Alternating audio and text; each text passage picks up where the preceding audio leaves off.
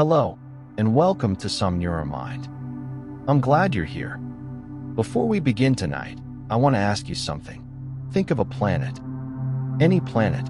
You probably imagine something with a solid surface, an atmosphere, a sun nearby, maybe some weather, perhaps something vaguely like Earth, or like one of the familiar neighbors we grew up learning the names of. Hold that image in your mind for a moment, because by the end of tonight, that image will be completely inadequate, and in the most astonishing way. Somewhere in this journey we're about to take, you will encounter a world where it rains liquid iron, a world made almost entirely of diamond, a world with no sun at all, drifting alone in the cold dark between stars. And, before we're done, you will meet a planet that should not physically be able to exist, and yet telescopes have confirmed that it does. The universe, it turns out, did not read our textbooks before building its planets. Tonight we are drifting outward, past the edge of our solar system, through the disk of our galaxy, and out into the extraordinary catalog of worlds that the last 3 decades of astronomy have revealed. This is not a journey through science fiction. Every world we visit tonight is real. Every planet we describe has been observed, measured, and confirmed by instruments and human minds far more patient than we sometimes give them credit for. What follows is not imagination. It is what is actually out there. Before we begin, if Some Neuromind gives your mind a quiet place to rest at the end of the day, please consider subscribing. You're already the kind of person this channel was made for, one quiet mind at a time. 3 things I want to promise you tonight. First, we will visit a planet so hot that its atmosphere contains vaporized iron, and you'll understand exactly why that happens.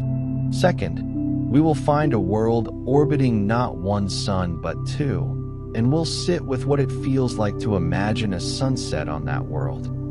And third, I'll tell you about a planet that was born inside a dead star. But that one, we save for later. Let's go. There are more planets in our galaxy than there are stars. For most of human history, we had no way of knowing whether other stars had planets at all. The question was purely philosophical. Then, in the 1990s, the first confirmed exoplanets were detected, and what followed has been one of the most astonishing accumulations of discovery in the history of science. As of 2025, astronomers have confirmed more than 5,700 exoplanets orbiting other stars, with thousands more candidates awaiting confirmation. Statistical analysis of the data suggests that on average, every star in the Milky Way hosts at least one planet, meaning our galaxy alone contains several 100 billion worlds. The visible stars on a dark night number in the thousands. The planets in our galaxy alone number in the hundreds of billions. We are not a universe of empty space punctuated by occasional suns. We are a universe of worlds beyond counting, most of them nothing like the ones we grew up learning about. On one planet, it rains iron, liquid iron, falling from the sky. WASP 76b is one of the strangest objects in the catalog of confirmed exoplanets. It orbits its host star at a distance so close, less than 5% of the distance between Earth and the Sun, that one side of the planet is locked in permanent daytime and the other in permanent night. On the day side, temperatures exceed 2,400 degrees Celsius. At that temperature, iron does not merely melt. It vaporizes, rising from the surface as a gas and being swept by ferocious winds toward the night side of the planet. On the cooler night side, those iron vapors cool and condense into droplets and fall. A weather report for WASP 76b would read, "Hot, with an evening iron shower on the western terminator." This is not a metaphor. Spectroscopic observations of this planet have detected iron vapor in its atmosphere, consistent exactly with the model that predicts iron rain on the planet's night side. Some planets orbit 2 suns at once. When the Kepler Space Telescope detected a world now called Kepler 16b, it confirmed something that had previously existed only in fiction: a planet orbiting a binary star system with 2 suns in its sky. Kepler 16b is a cold, Saturn-sized world about 200 light-years from Earth, orbiting 2 stars that are themselves in a mutual orbit around their shared center of mass. From the surface of any moon that might orbit Kepler 16b, there would be 2 suns, one larger and brighter, one smaller and dimmer, following each other across the sky in a constantly changing pattern. At certain times in the orbit, both suns would be visible simultaneously. At others, one would set while the other still lingered above the horizon. There would be double shadows, one for each sun, and there would be moments when both suns were on the same side of the sky, producing a kind of compound sunset that has no equivalent anywhere in human experience. This is not the only circumbinary planet known. Dozens have been confirmed. The galaxy is populated with worlds that circle 2 fires. The hottest known exoplanet is hotter than some stars. There is a class of exoplanets that astronomers call ultra-hot Jupiters, enormous gas giants orbiting so close to their host stars that their temperatures strain the boundary between planet and star. KLT 9b, a planet orbiting a hot blue-white star about 670 light-years from Earth, has a dayside temperature of approximately 4,300 degrees Celsius, hotter than most red dwarf stars, and hotter than some stars of the K spectral class. At these temperatures, even molecules cannot survive on the dayside. Atoms of hydrogen, the most abundant element in the universe, are torn apart into individual protons and electrons. The atmosphere of KLT 9b is not a gas in any familiar sense. It is a plasma, a state of matter more commonly associated with the interiors of stars than with the atmospheres of planets.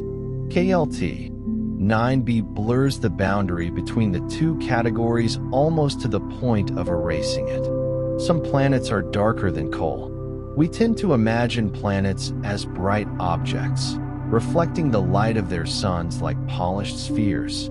But some exoplanets reflect so little light that they are darker than the darkest material humans have ever engineered.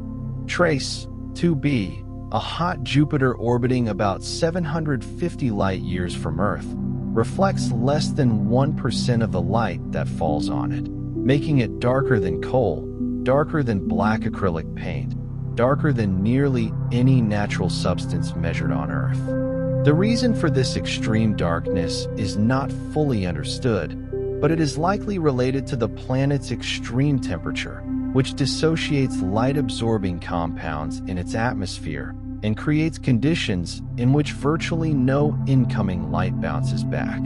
Despite being in close orbit around a star, TRACE 2b is a near-invisible world, blazing hot, but visually black, a dark sphere radiating in the infrared while swallowing almost every photon that strikes it.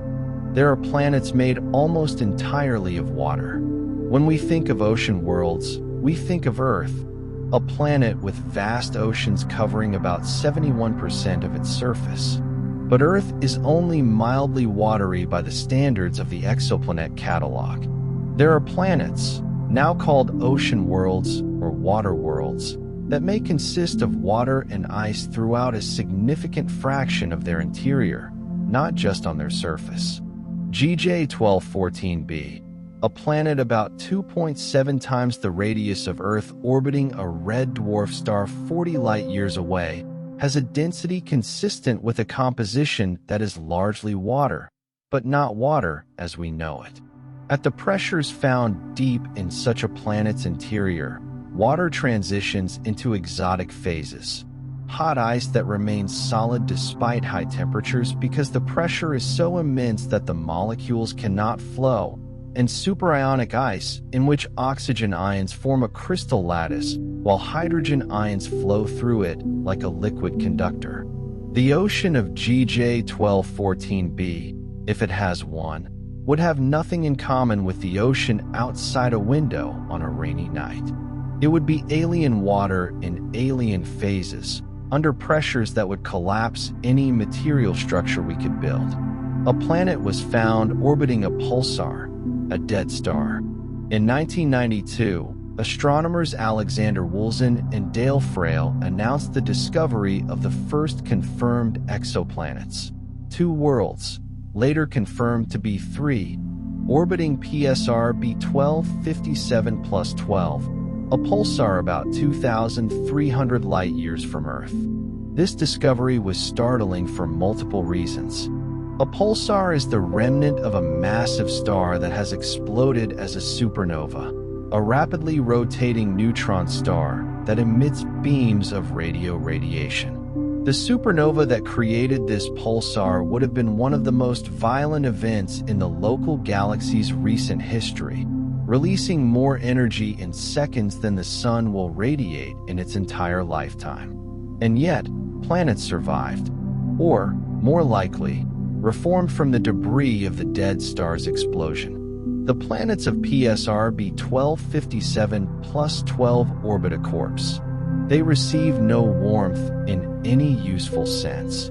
The pulsar bathes them in radiation rather than light.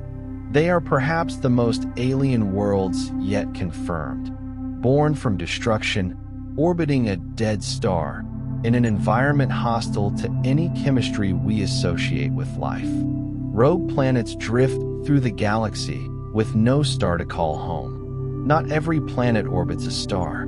A significant number of planetary mass objects travel alone through the interstellar void, ejected from their birth systems by gravitational interactions with larger planets or passing stars early in their history.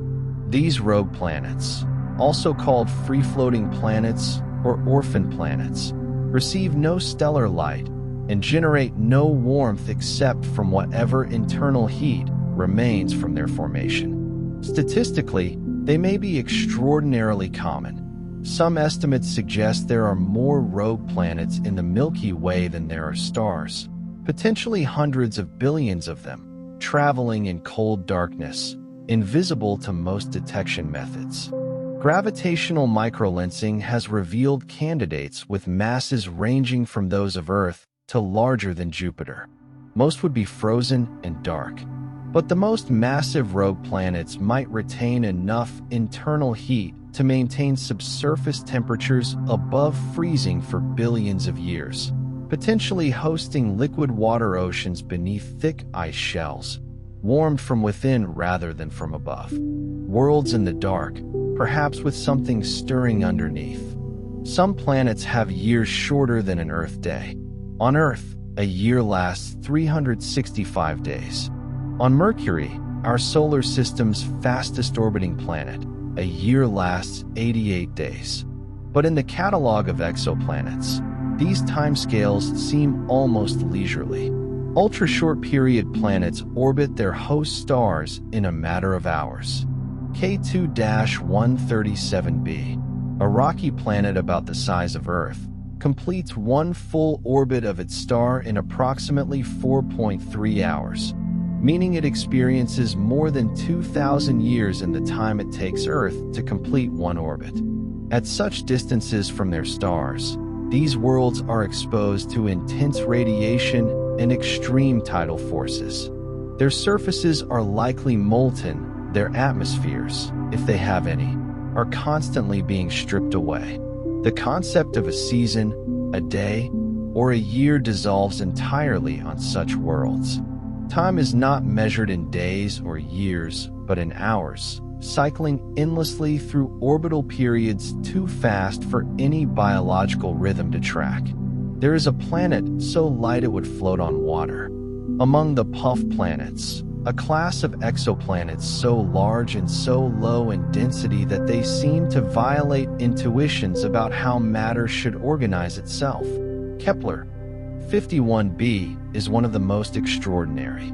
Despite being roughly the size of Jupiter, Kepler 51b has a density of only about 0.03 grams per cubic centimeter, less than 3% of the density of water, which means that if you could find a large enough ocean, Kepler 51b would float.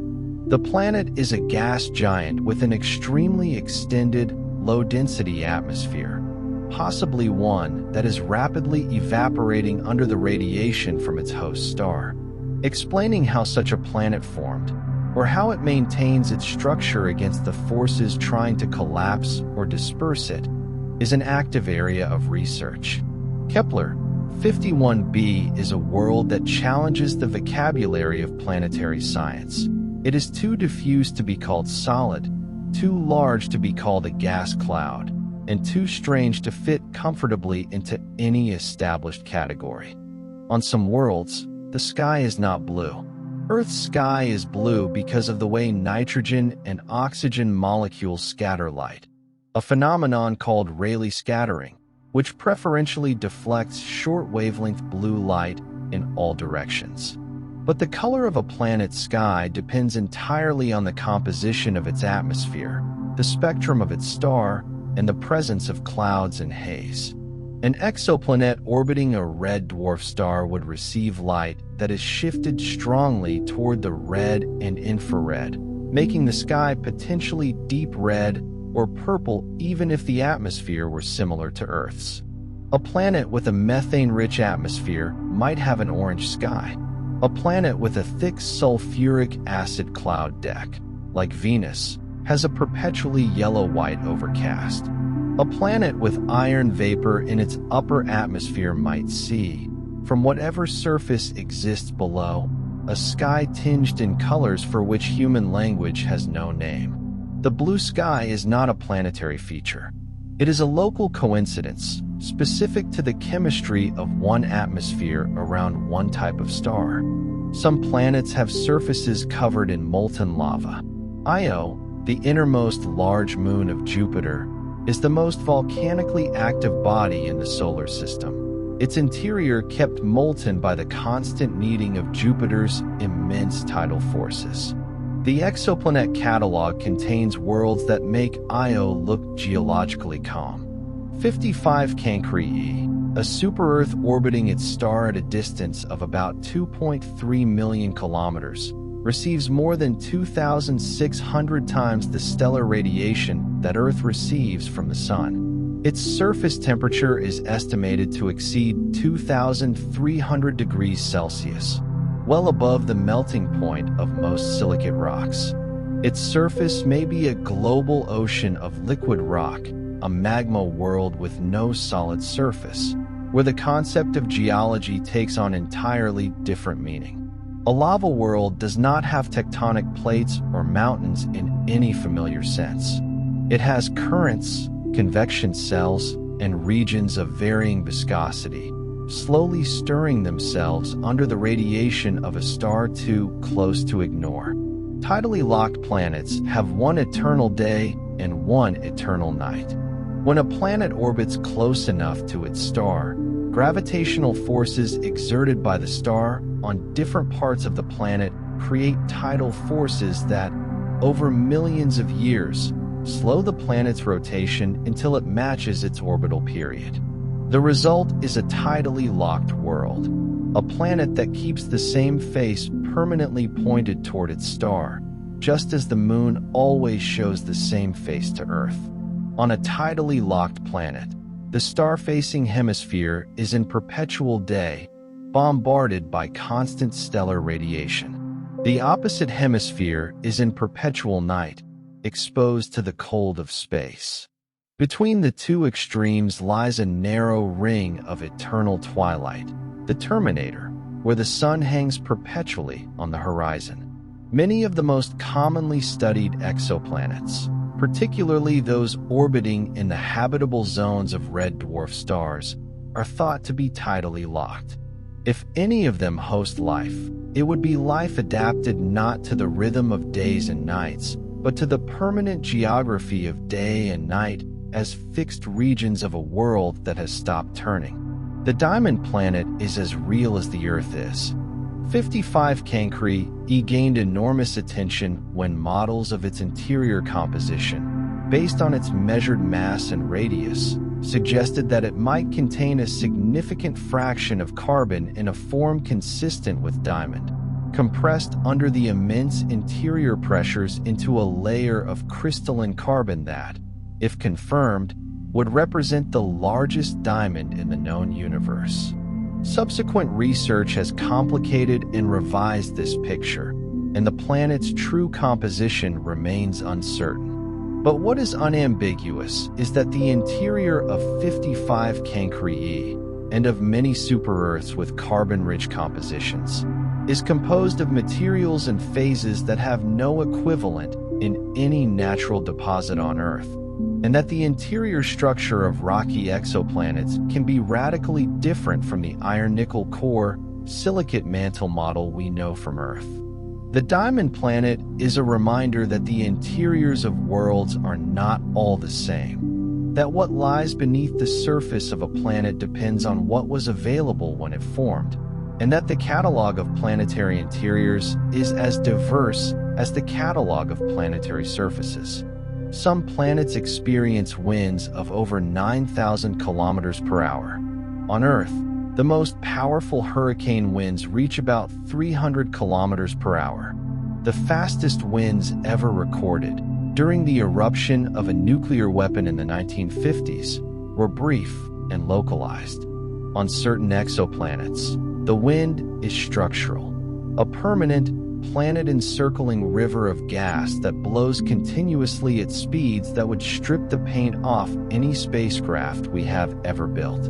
HD 189733b, a hot Jupiter about 63 light-years away, has been measured to have winds of approximately 8,700 kilometers per hour, carrying heat from the day side to the night side in a supersonic flow. On this same planet, the atmosphere contains silicate particles, particles of rock, suspended in gas, that may be driven by these winds into the upper atmosphere where they form clouds. When it rains on HD 189733b, it rains glass. Sideways. At over a kilometer per second. Not all planets orbit in the same direction as their stars rotate. In our solar system, the planets all orbit in the same direction that the Sun rotates, and most of them orbit in roughly the same plane. For a long time, this was assumed to be a universal feature of planetary systems, a consequence of the fact that both the star and its planets form from the same rotating disk of material, and so inherit the same rotational direction. Exoplanet surveys shattered this assumption. A significant fraction of hot Jupiters orbit in directions misaligned with their star's rotation, some even in retrograde, orbiting in the opposite direction to the star's spin. This misalignment is thought to result from gravitational interactions with other planets or binary stellar companions that torque the planet's orbit after its formation. A retrograde planet is not simply an unusual world. It is evidence that the solar system it inhabits has experienced a period of dynamical violence, of gravitational upheaval that reshuffled orbits and altered the fates of worlds. Super-Earths may be entirely unlike Earth in almost every meaningful way. The name Super-Earth suggests a world similar to our own, just larger, a rocky planet with an atmosphere, perhaps some water, possibly suitable for life. The reality, as revealed by planetary science, is more complicated and in many cases more alien. Super-Earths, planets with masses between roughly 1 and 10 times that of Earth, encompass a wide range of possible compositions. Some may be rocky like Earth, but with surface gravity so high that the atmosphere is crushed flat and the geology is fundamentally different from anything in our solar system. Others may be dominated by water ice or thick hydrogen atmospheres, making them more similar to scaled-down Neptunes than to oversized Earths. The boundary between a super-Earth and a mini-Neptune, a smaller version of an ice giant, is currently one of the most active research areas in exoplanet science, and the answer has implications for how common truly Earth-like planets might be in the galaxy. Planets have been found orbiting stars that are nearly as old as the universe.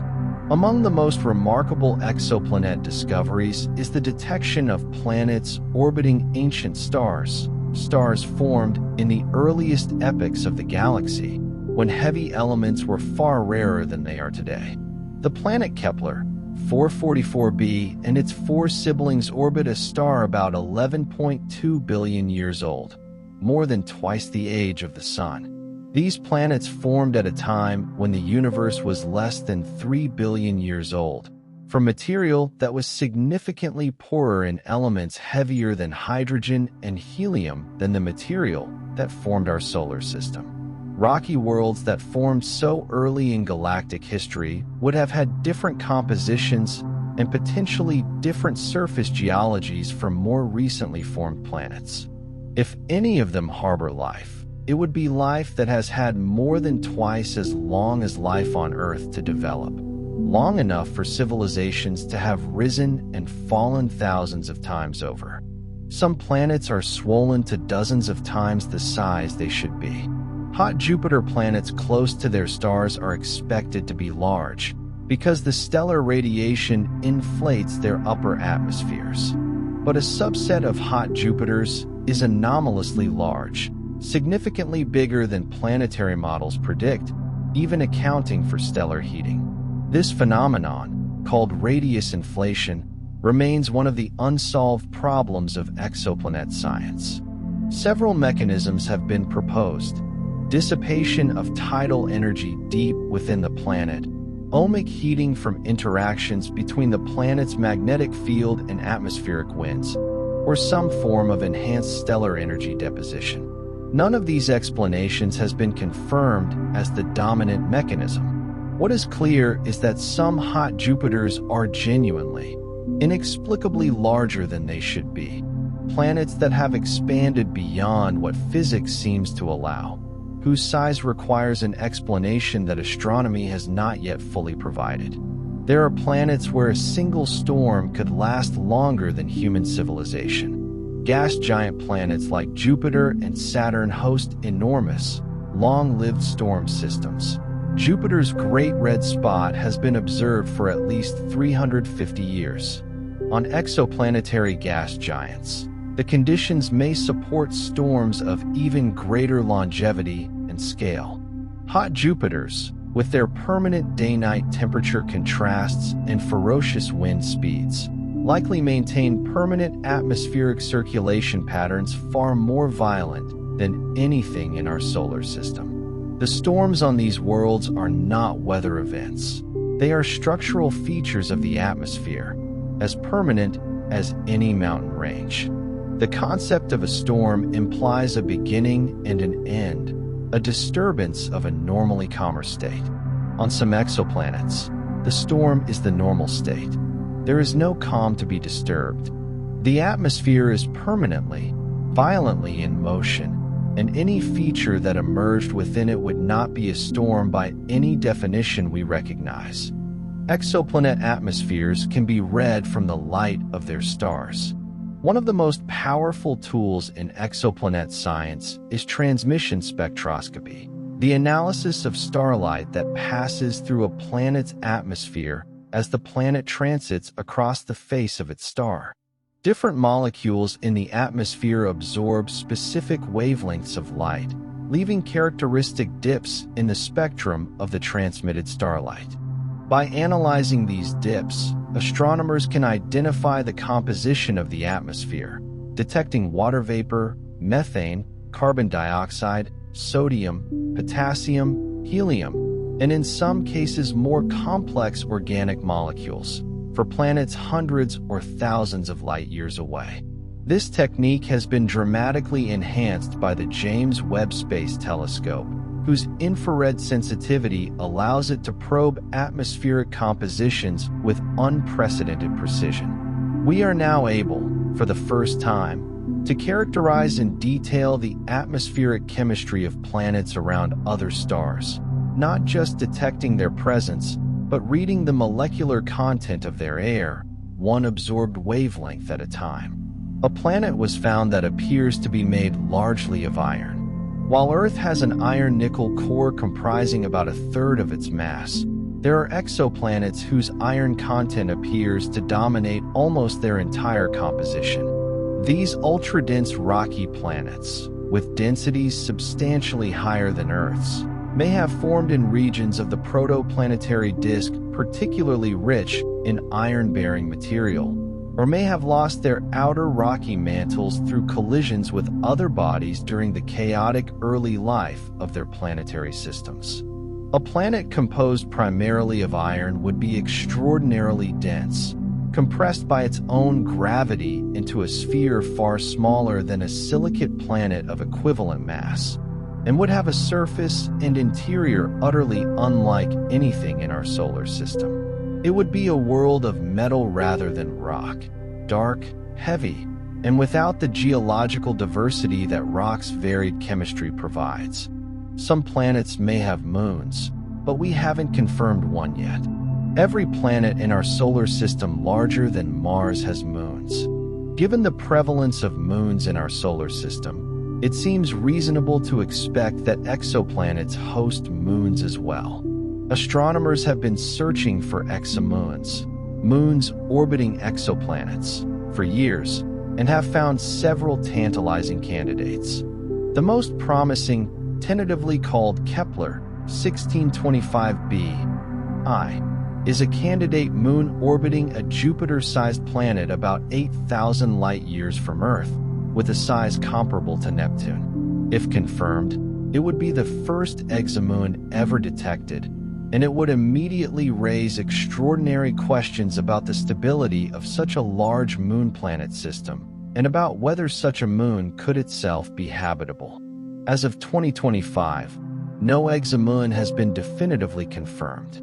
The search continues, and the confirmation of the first one will be among the most significant moments in the history of exoplanet science.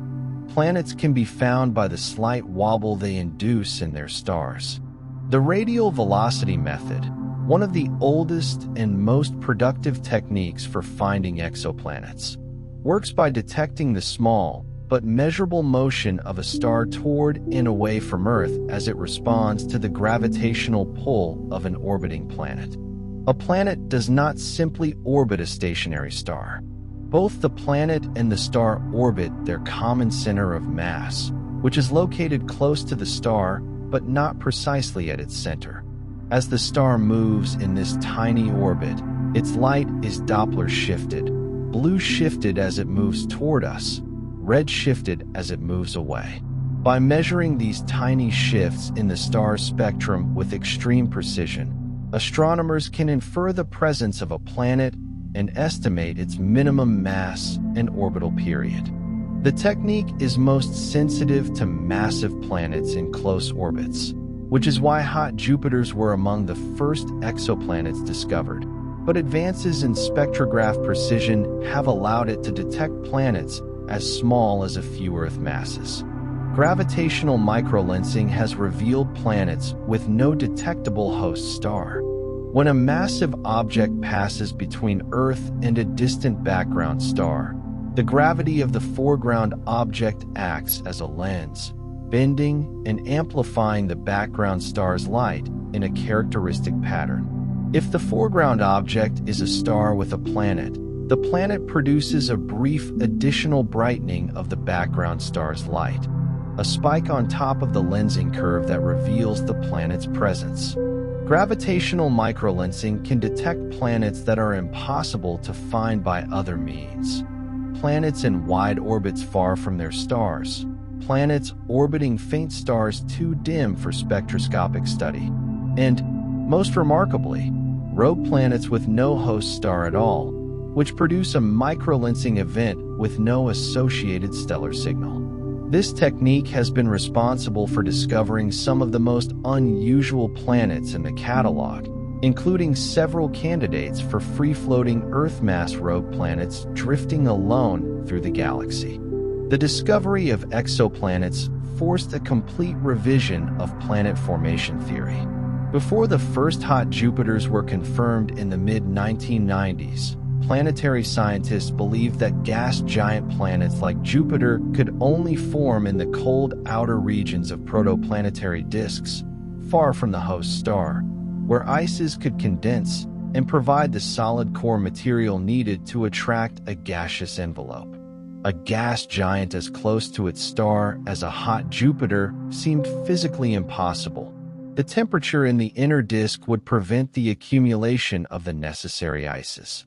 The solution, now widely accepted, is that hot Jupiters did not form where they are found. They formed in the outer disk, as planetary theory predicted, and then migrated inward, moved by interactions with the gas disk itself, or by gravitational interactions with other planets, eventually settling into the tight orbits where we find them today. This migration hypothesis transformed planetary science. It meant that the solar systems we observe are not the ones that formed, but the ones that survived a period of dynamical rearrangement that could move planets across the entire span of a solar system. There are planets with orbital periods measured in decades, while hot Jupiters complete orbits in days. The exoplanet catalog also contains planets at the other extreme, worlds in orbits so wide that a single year lasts not months, but decades or centuries. Direct imaging, the technique of photographing a planet directly, rather than inferring it from its effects on a star, has revealed planets in orbits comparable to or larger than Neptune's, at distances where they can be separated from their host stars by the best adaptive optics systems on large ground-based telescopes. These directly imaged planets are typically young and massive, glowing with their own heat from formation. Some of them have orbital periods of hundreds of years. At such distances from their stars, they receive very little stellar warmth. The star appears as little more than a bright point in the sky, dominating by brightness but not by heat. These distant giants remind us that planetary systems extend over scales we rarely appreciate from the compact inner solar system, where most detection methods are most sensitive. Some planetary systems have all their planets crammed into a space smaller than Mercury's orbit. The TRAPPIST-1 system, 39 light-years from Earth, contains 7 rocky, Earth-sized planets, all of them orbiting within a distance smaller than Mercury's distance from the Sun. The 7 planets are tightly packed, some close enough to each other that their gravitational interactions are measurable.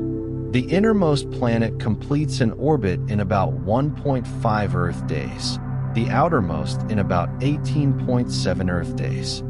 3 of the 7 planets orbit in the habitable zone, the region where liquid water could theoretically exist on the surface, making TRAPPIST-1 one of the most exciting systems for the study of potentially habitable worlds. The system orbits a tiny red dwarf star barely larger than Jupiter, meaning all 7 planets receive a warm, reddish light rather than the white-yellow light of a sun-like star. Standing on the surface of TRAPPIST-1e on a clear day, the star would be far larger in the sky than our Sun, but far dimmer in total output, its surface a deep orange-red. Planets have been found with 2 distinct cloud layers at very different altitudes. The atmospheres of gas giant exoplanets are not simple, single-layer structures. They can have complex vertical architectures, with multiple cloud layers of different compositions at different altitudes. A hot Jupiter might have a high-altitude cloud layer made of silicate particles, tiny grains of rock suspended in the upper atmosphere, sitting above a lower layer of iron clouds, which in turn sits above the hot, cloud-free lower atmosphere. Different cloud layers reflect different amounts of light and absorb radiation at different wavelengths, creating complex patterns of heating and cooling that drive the atmospheric circulation. The James Webb Space Telescope has revealed evidence of layered cloud structures in exoplanet atmospheres, with a level of detail not previously possible, beginning to reveal the three-dimensional architecture of worlds that were, a decade ago, known only as points of light. Some exoplanets appear to be losing their atmospheres at a measurable rate. Not all planetary atmospheres are stable on geological timescales. When a planet orbits close to a star, stellar ultraviolet radiation can heat the upper atmosphere to temperatures at which gas moves fast enough to escape the planet's gravity, a process called photoevaporation. For small, close-in planets, this process can strip away substantial fractions of a hydrogen-rich atmosphere over billions of years, transforming a sub-Neptune into a bare rocky planet, a process that may explain the observed paucity of planets with intermediate sizes between roughly 1.5 and 2 Earth radii, sometimes called the radius gap or the Fulton gap. The helium in some exoplanet atmospheres has been detected streaming away from the planet in a comet-like tail, the atmospheric gas escaping into space in a flow detectable by infrared spectroscopy. These atmospheres are not fixed features of the planets that have them. They are being slowly, continuously eroded by the radiation of the very stars that give those planets their light. There are planetary systems where the planets are locked in resonance with each other. In some multi-planet systems, the orbital periods of the planets are related to each other by simple ratios, a phenomenon called orbital resonance.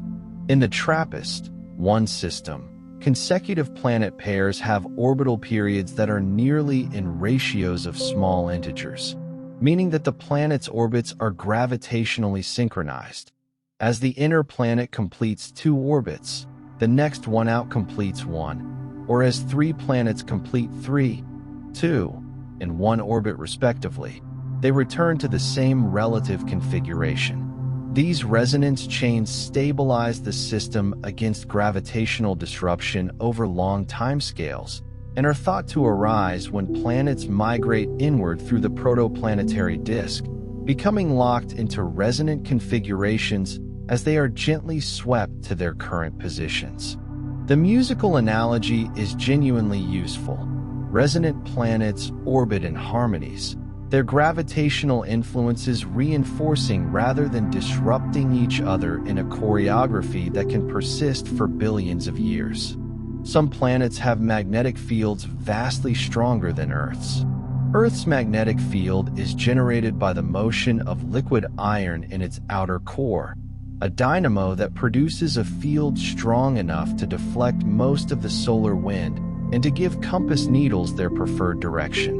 Exoplanet magnetic fields are extraordinarily difficult to measure directly, but indirect evidence from stellar activity and from the radio emissions of some hot Jupiters suggests that some exoplanets may have magnetic fields far stronger than Earth's, particularly massive gas giants close to active stars. A strong planetary magnetic field is thought to be important for habitability because it shields the surface from high-energy particles and helps retain the atmosphere against stellar wind erosion. The detection and characterization of magnetic fields in exoplanets is one of the frontiers of planetary science, and the first direct detections of exoplanet magnetospheres will provide crucial information about the long-term habitability of distant worlds. One planet has been observed to be disintegrating. Kepler 1520b, a rocky planet about the size of Mercury orbiting its star in just 15.7 hours, appears to be actively disintegrating, shedding material from its surface in a tail of dust and debris that trails behind it in its orbit like a rocky comet. The evidence comes from the shape of the transit signal. Instead of the symmetrical dip produced by a solid, round planet crossing the face of its star, Kepler 1520b produces an asymmetric dimming with a comet-like tail, indicating that dust is streaming away from the planet. At its current rate of mass loss, the planet may completely evaporate within a few 100 million years. This is not speculative. It is a process being observed in real time, in a system 1,500 light-years from Earth. Kepler 1520b is a planet in the act of dying, its body slowly dispersing into a trail of dust that will eventually be indistinguishable from the interplanetary medium. Hot Jupiters may be destroying their own host stars. In a remarkable demonstration of planetary power, some of the most massive hot Jupiters appear to be actively affecting the structure and behavior of their host stars. A massive planet orbiting in an extremely close orbit raises tidal bulges on its star, transferring angular momentum between the planet and the star in a way that can affect the star's rotation rate. It can also cause stellar activity, star spots, flares, and chromospheric brightening, in patterns linked to the planet's orbital period rather than to the star's own rotation. In some cases, the tidal interaction may be causing the planet to slowly spiral inward toward the star, losing orbital energy until it is eventually swallowed. The star WASP 12, whose planet WASP 12b is among the most extreme hot Jupiters known, appears to be in exactly this situation. The planet is spiraling inward and may be consumed by its star within about 3 million years. A planet that will be destroyed by its own sun within a span of time shorter than the age of some geological formations on Earth. There are planets where the temperature difference between day and night side exceeds 2,000 degrees. The most extreme hot Jupiters orbit so close to their stars that the temperature contrast between their permanently lit day side and permanently dark night side is staggering, exceeding 2,000 degrees Celsius on some worlds. This contrast drives ferocious winds as the atmosphere tries to redistribute heat from day to night, but the redistribution is incomplete. Even at wind speeds of thousands of kilometers per hour, the heat flux is so enormous that the night side remains thousands of degrees cooler than the day side.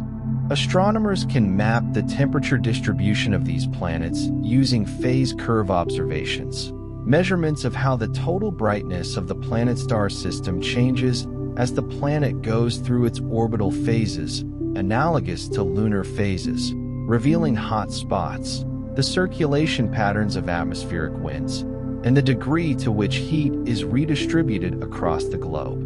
These temperature maps of worlds hundreds of light years away are among the most ambitious feats of remote sensing ever achieved. Some planets have been caught in the act of formation.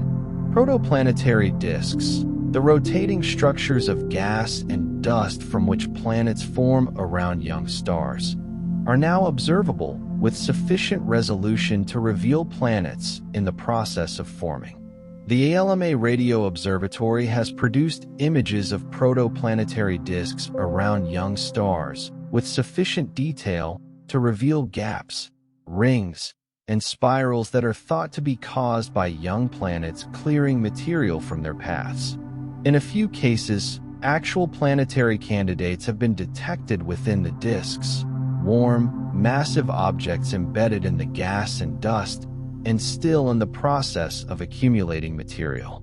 These protoplanets give astronomers direct observational windows into the earliest stages of planetary formation, when a world is not yet a world, but a growing concentration of material in a spinning disk of gas and dust, slowly gathering itself together under the influence of gravity, self-gravity, and the complex aerodynamics of particles in the disk.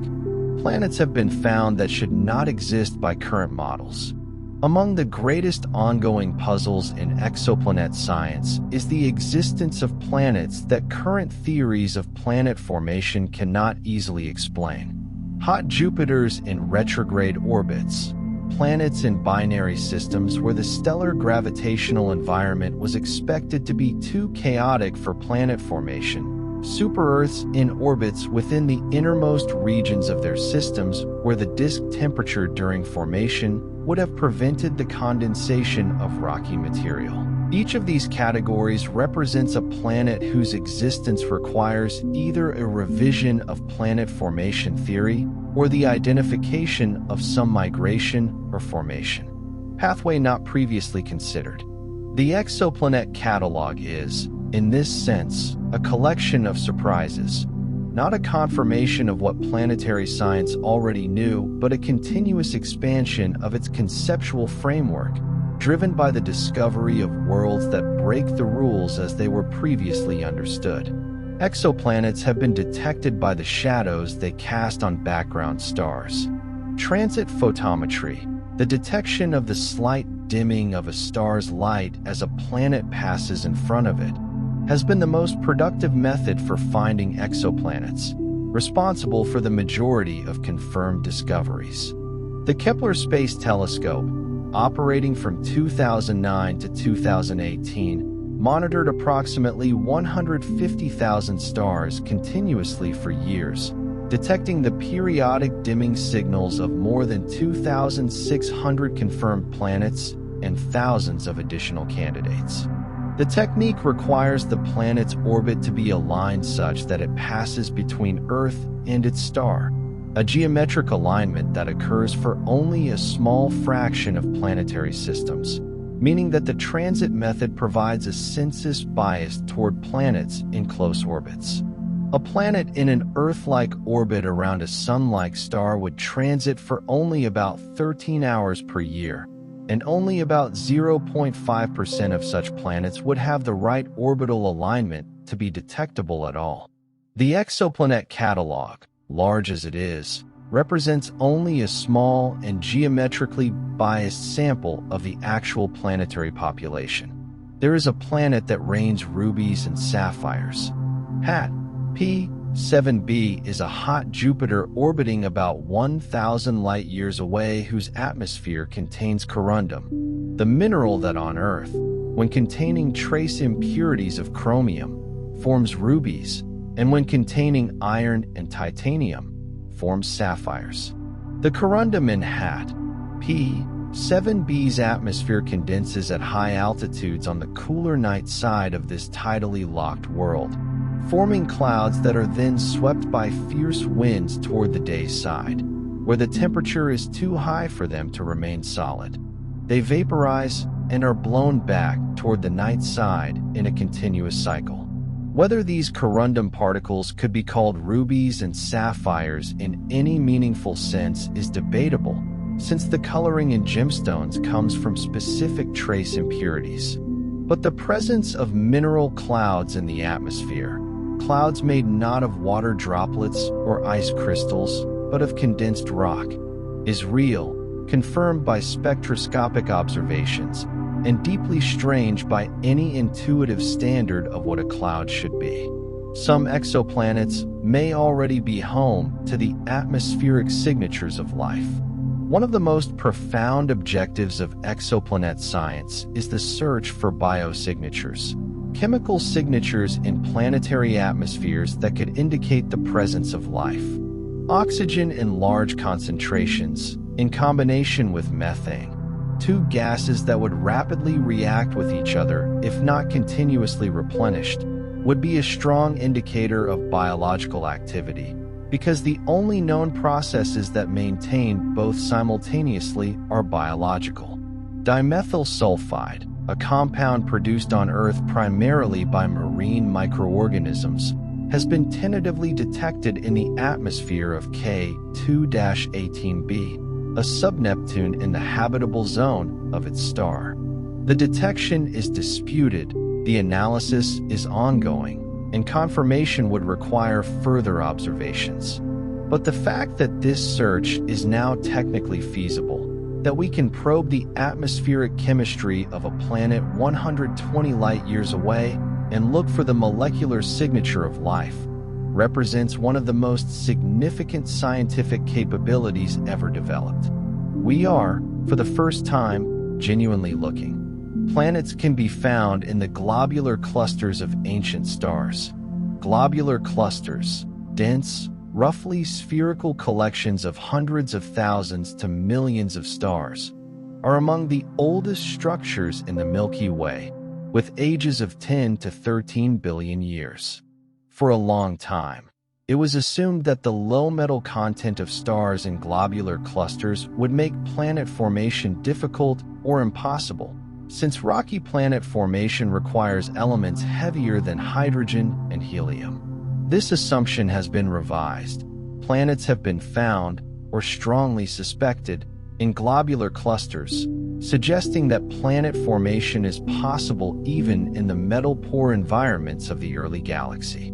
A planet in a globular cluster would inhabit a spectacularly different sky from any planet in the galactic disk. The stellar density in a rich globular cluster is thousands to millions of times higher than in the Sun's neighborhood, and the night sky from such a planet would blaze with thousands of stars brighter than any in our own sky, a perpetual, brilliant twilight with no true darkness.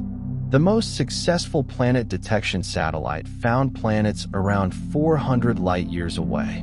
NASA's Transiting Exoplanet Survey satellite, TESS, launched in 2018, has surveyed the brightest stars in the sky for transiting planets, focusing on nearby stars whose planets would be most amenable to follow-up study.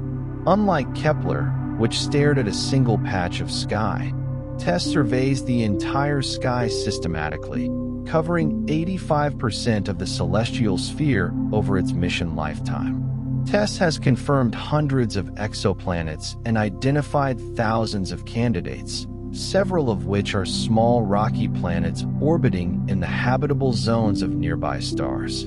The proximity of TESS targets, many within a few hundred light-years rather than the thousands of light-years typical of Kepler targets, makes their planets prime subjects for atmospheric characterization by the James Webb Space Telescope. TESS and Webb together represent a combination of discovery and characterization capability that is transforming exoplanet science into a field capable not just of finding planets, but of reading their properties in genuine detail. Some planetary atmospheres have been found to contain phosphine. Phosphine, a molecule consisting of one phosphorus atom and 3 hydrogen atoms, was detected in the atmosphere of Venus in 2020 in a discovery that generated intense scientific discussion. On Earth, phosphine is produced primarily by biological organisms and by industrial processes. Its presence in a planet's atmosphere had been proposed as a potential biosignature. The detection on Venus was controversial. Subsequent analyses questioned whether the detection was robust, and alternative abiotic mechanisms for producing phosphine under Venus's atmospheric conditions were proposed. The episode illustrated both the power and the difficulty of biosignature science. The detection of a single unexpected molecule in a planetary atmosphere can have profound implications, but the bar for confirming a biosignature is extraordinarily high, because the universe has a remarkable capacity to produce interesting chemistry through purely physical and chemical processes that do not require life. Some exoplanets may have plate tectonics. On Earth, plate tectonics is the geological process that drives mountain building, volcanic activity, earthquake generation, and, crucially, the long-term cycling of carbon dioxide between the atmosphere and the interior of the planet, a cycle thought to be important for maintaining habitable temperatures over geological timescales. Whether plate tectonics occurs on other rocky planets is unknown, but theoretical models suggest that it might be favored on planets of similar or larger size than Earth, with sufficient water to lubricate the movement of tectonic plates. The presence of plate tectonics on an exoplanet cannot currently be detected directly, but its implications for habitability and for the long-term stability of a planet's climate make it one of the most important unknowns in the study of potentially habitable worlds. A super-Earth with active plate tectonics and a carbon-silicate cycle might maintain habitable temperatures for billions of years. One without might experience runaway greenhouse heating or glaciation that renders it uninhabitable. There are planets that experience orbital decay and will eventually spiral into their stars. The tidal interaction between a massive planet in a close orbit and its host star can, under certain conditions, cause the planet to gradually spiral inward toward the star, losing orbital energy to the tidal distortion of the stellar surface. Whether a planet spirals inward or is pushed outward depends on whether the planet's orbital period is shorter or longer than the star's rotation period. For hot Jupiters orbiting faster than their stars rotate, tidal forces transfer energy from the orbit to the star's rotation, slowing the planet's orbit and causing it to spiral inward on a timescale that can range from millions to billions of years. The detection of orbital decay in hot Jupiter systems provides direct evidence that planets do not always survive the lifetime of their host stars, that some planetary systems are dynamically transient, with planets doomed to be absorbed by the very star around which they orbit. Exoplanet research is revealing that our solar system may be unusual. As the exoplanet catalog has grown, an unexpected pattern has emerged. Our solar system appears to be somewhat atypical compared to the broader planetary population. The most common type of planet in the galaxy appears to be the sub-Neptune or mini-Neptune, a planet between 1 and 4 times the size of Earth. Yet our solar system has no planet of this type, jumping directly from rocky planets the size of Earth to gas giants the size of Uranus. Hot Jupiters are common enough that they dominated early exoplanet catalogs. Yet our Jupiter orbits at 5 astronomical units from the Sun, nothing like the hot Jupiters that orbit within 1/10 of an astronomical unit. Whether this makes our solar system unusual in ways relevant to the development of life, whether Jupiter's position, for example, protects Earth from impacts in ways that hot Jupiters could not, is an active area of research. We may, in some meaningful sense, live in a special kind of solar system. The James Webb Space Telescope has opened a new era of exoplanet characterization.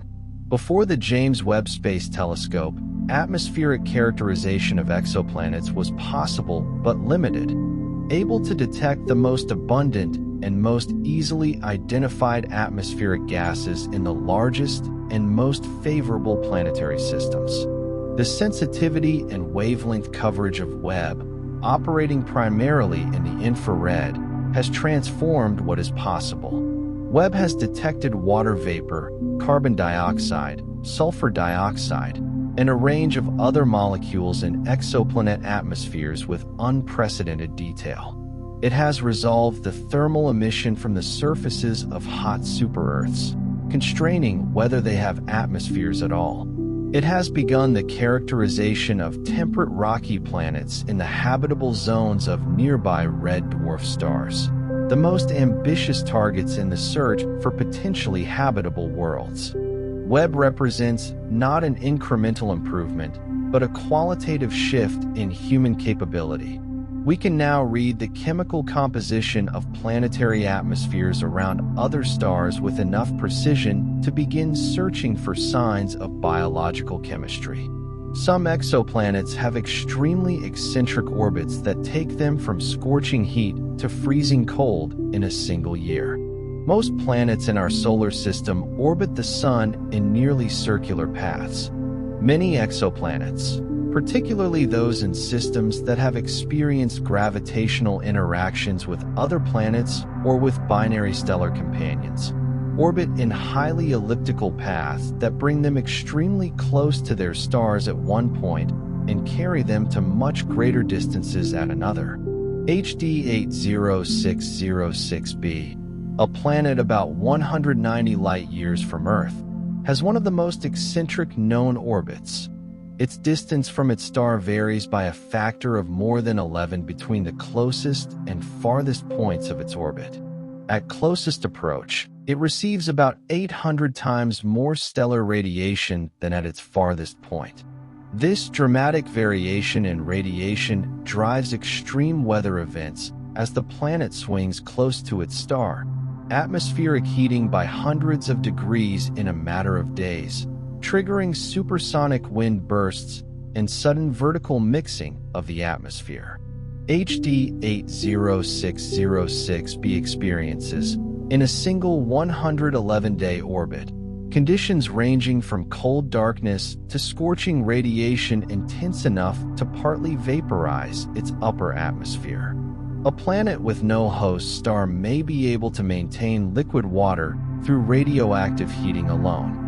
The most massive rogue planets, free-floating worlds several times the mass of Earth, wandering through the galaxy without any sun, might under certain circumstances maintain enough internal heat, generated by the decay of radioactive elements in their interiors, to keep liquid water somewhere beneath their surfaces, even in the absence of any stellar warmth. On Earth, radioactive decay of uranium, thorium, and potassium contributes to the heat budget of the planet's interior, though solar energy dominates at the surface. For a rogue planet with a thick hydrogen atmosphere acting as a thermal blanket, the internal radioactive heat might be sufficient to prevent the water in its interior from freezing completely. These hypothetical water-bearing rogue worlds, planets with subsurface oceans, isolated in the dark, heated from within rather than from above, represent one of the most extraordinary possible extensions of the concept of a habitable environment, and they exist nowhere in our solar system, but potentially in enormous numbers throughout the galaxy. Exoplanet systems challenge our vocabulary for describing space. The language we use to describe planetary systems was built around the one we live in. The concept of the inner solar system, the outer solar system, the asteroid belt, the Kuiper belt, the Oort cloud. All of these are specifically Earth-centric and solar system-centric. In a hot Jupiter system where the largest planet orbits closer to its star than Mercury orbits the Sun, none of these concepts translate. In a system where all the known planets orbit within the equivalent of Mercury's orbit around the Sun, the concept of the outer solar system is meaningless. In a system with a planet orbiting two suns, the concept of the habitable zone, defined relative to the energy output of a single star, must be reformulated. In a system with a pulsar, the radiation environment has no equivalent in our experience. Exoplanet science is continuously forcing the expansion of language to accommodate realities that the vocabulary of planetary science was not designed to describe.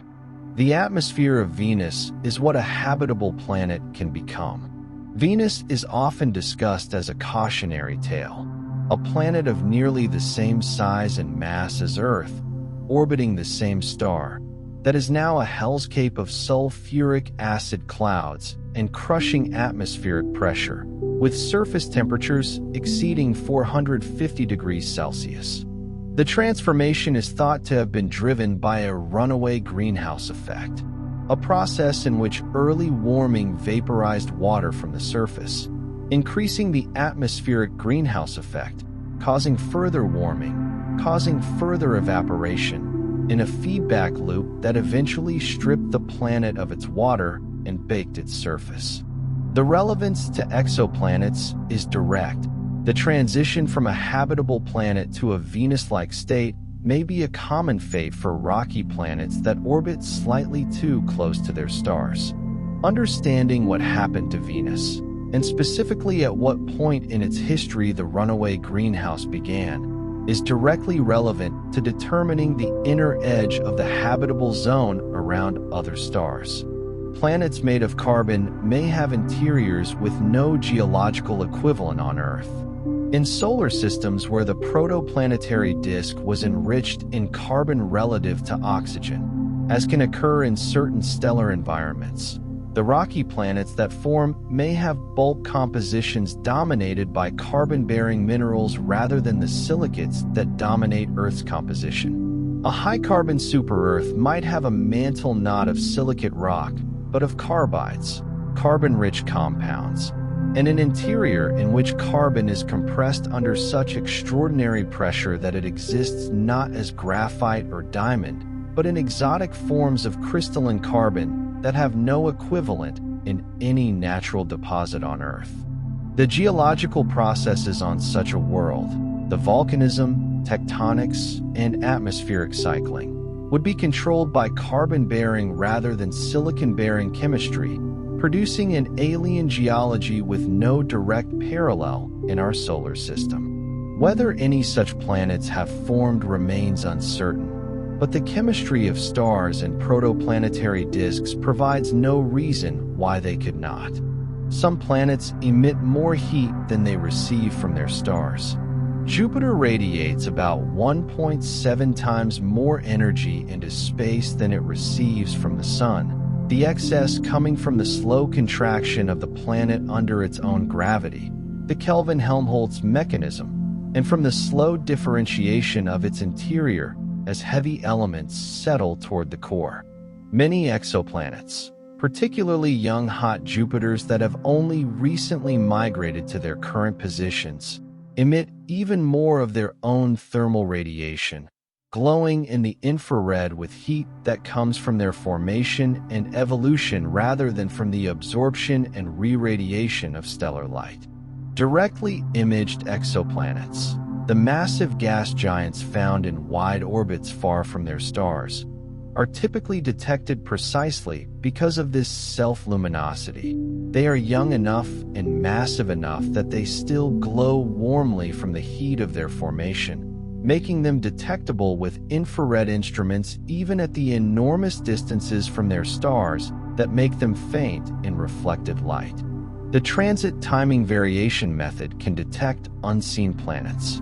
If a planet transits its star at perfectly regular intervals, the gravitational influence of any other planet in the system would cause slight variations in the timing of the transits, the planet arriving slightly early or slightly late, depending on where the perturbing planet is in its own orbit at the time. This method, called transit timing variations, allows astronomers to detect planets that do not themselves transit.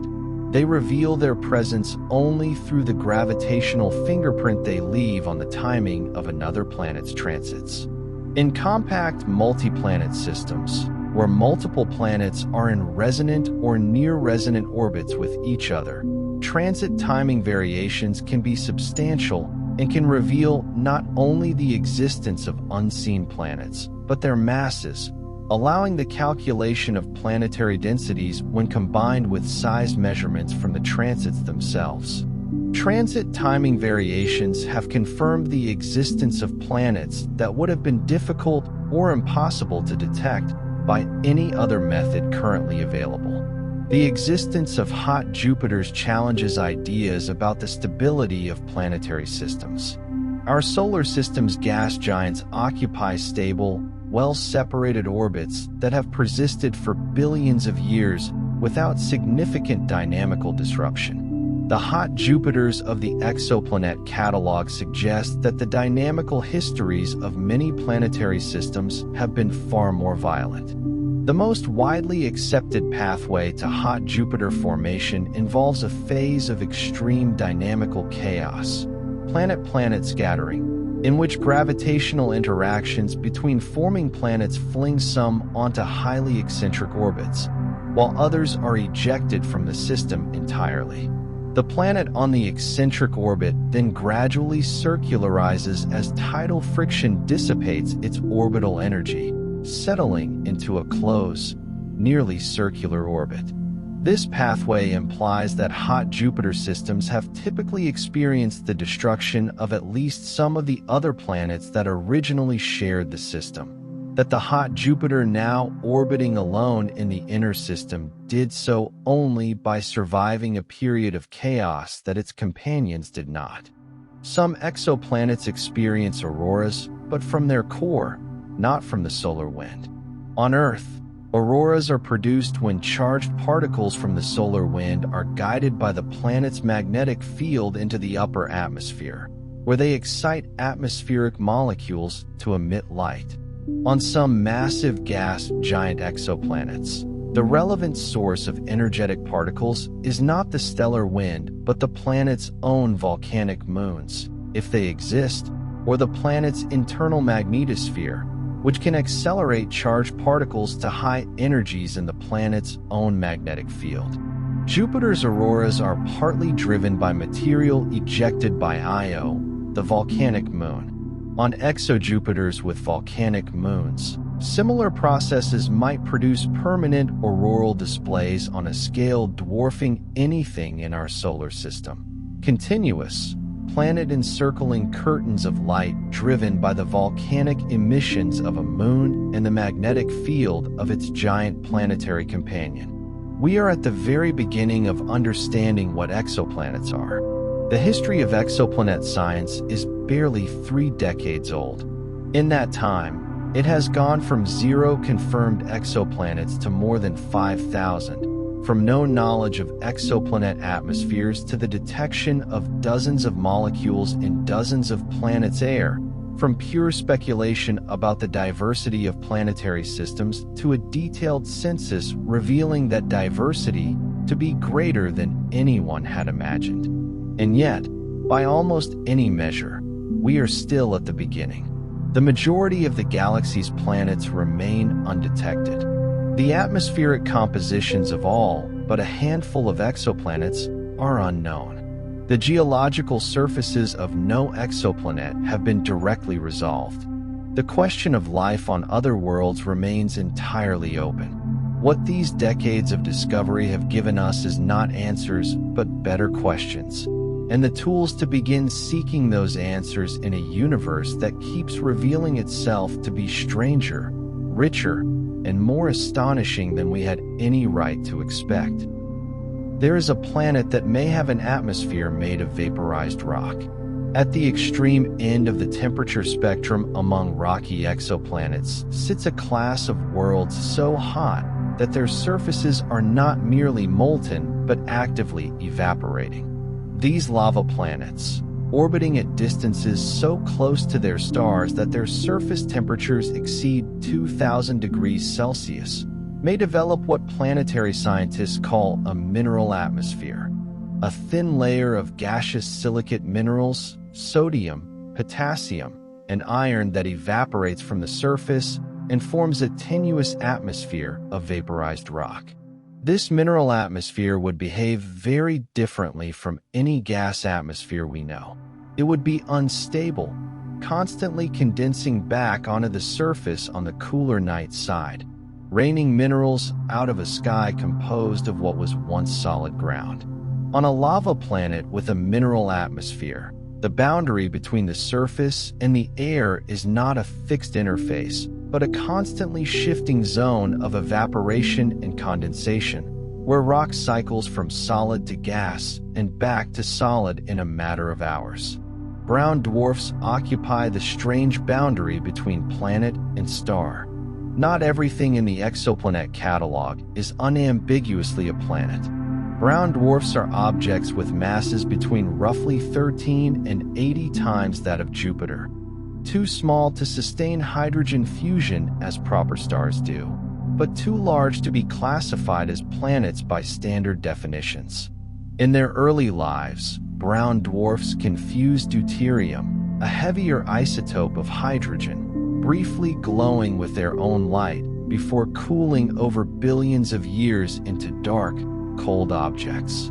The boundary between a massive planet and a low-mass brown dwarf is genuinely unclear. Both form through similar processes, and the line between them is more of a convention than a sharp physical distinction. Brown dwarf companions have been found orbiting stars, and some isolated brown dwarfs drift free of any stellar system, glowing faintly in the infrared with residual heat from their formation. They are the universe's failed stars, or its most successful planets, depending on where you stand. Some exoplanets have been found to have remarkably clear atmospheres. Most planetary atmospheres contain some form of haze or cloud that obscures the layers below. A hazy atmosphere scatters and absorbs light uniformly across many wavelengths, making it difficult to detect the absorption features of specific molecules and limiting the amount of information that can be extracted from transmission spectroscopy. But some exoplanets appear to have remarkably clear, cloud-free atmospheres, particularly those that are hot enough for most condensates to remain as gases rather than forming droplets or particles. These clear atmosphere planets are prized targets for atmospheric characterization because every layer of their atmosphere is potentially accessible to spectroscopic analysis. The hot Super-Earth 55 Cancri has a thin but apparently detectable atmosphere. WASP 39b, a hot Saturn, has one of the most thoroughly characterized atmospheres in the catalog, its clear skies allowing Webb to detect carbon dioxide, sulfur dioxide, water vapor, and other molecules simultaneously. The number of potentially habitable planets in our galaxy is staggering. Estimates of the number of rocky planets in the habitable zones of their host stars in the Milky Way vary widely, depending on assumptions about stellar types, planet occurrence rates, and the definition of habitable. But even conservative estimates suggest numbers in the billions. The most favorable estimates, based on occurrence rates measured by the Kepler mission and extended to the full stellar population of the galaxy, suggest that there may be tens of billions of rocky planets orbiting in the habitable zones of red dwarf stars alone. Red dwarf stars, which are the most common type of star in the galaxy, live for tens to hundreds of billions of years, far longer than the current age of the universe. If habitable planets around red dwarfs can develop life, they have extraordinary amounts of time to do so. The sheer number of potentially habitable worlds in the galaxy is both an argument for the prevalence of life elsewhere and a deepening of the mystery of why we have not yet detected any. Some systems have planets in figure-8 orbits around twin stars.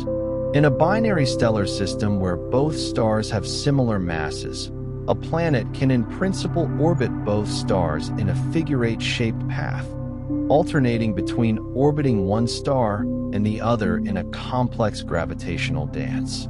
These horseshoe orbits and figure-8 orbits are mathematically possible solutions to the three-body problem, the notoriously complex problem of calculating the motion of three gravitationally interacting objects, but they tend to be dynamically unstable over long timescales.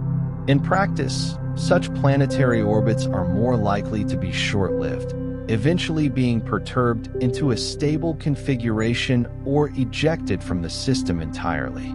But they illustrate the extraordinary range of orbital dynamics possible in multistellar systems. Planetary orbits are not limited to the simple ellipses of single-star systems, but can take on shapes and dynamics that have no equivalent in our solar system. There are planets where sunrises occur twice in a single day.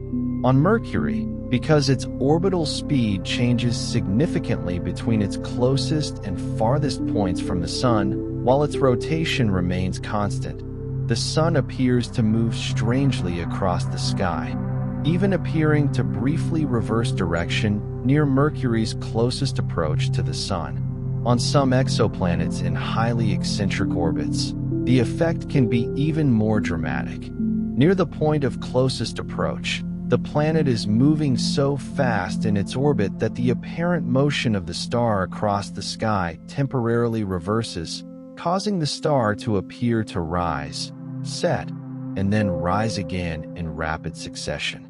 This is not an optical illusion or a relativistic effect. It is a direct consequence of the planet's orbital velocity briefly exceeding the rate at which the star's position in the sky changes due to the planet's rotation. On such a world, The concept of a single sunrise per day would be a statement that is sometimes true and sometimes not. Exoplanet science revealed that planetary systems often don't survive intact. The initial conditions of a planetary system, the masses, compositions, and orbits of the planets that first form in the protoplanetary disk, are often dramatically different from what is eventually observed billions of years later. Gravitational interactions between planets, encounters with passing stars, perturbations from a binary stellar companion, and interactions with the protoplanetary disk itself during the period when gas is still present all conspire to reshape, rearrange, and sometimes destroy the original planetary architecture. Some planets are ejected entirely, becoming rogue planets. Others migrate inward to become hot Jupiters, in the process disrupting or destroying any smaller planets that were in their path. Others exchange angular momentum with each other in resonance chains that gradually evolve.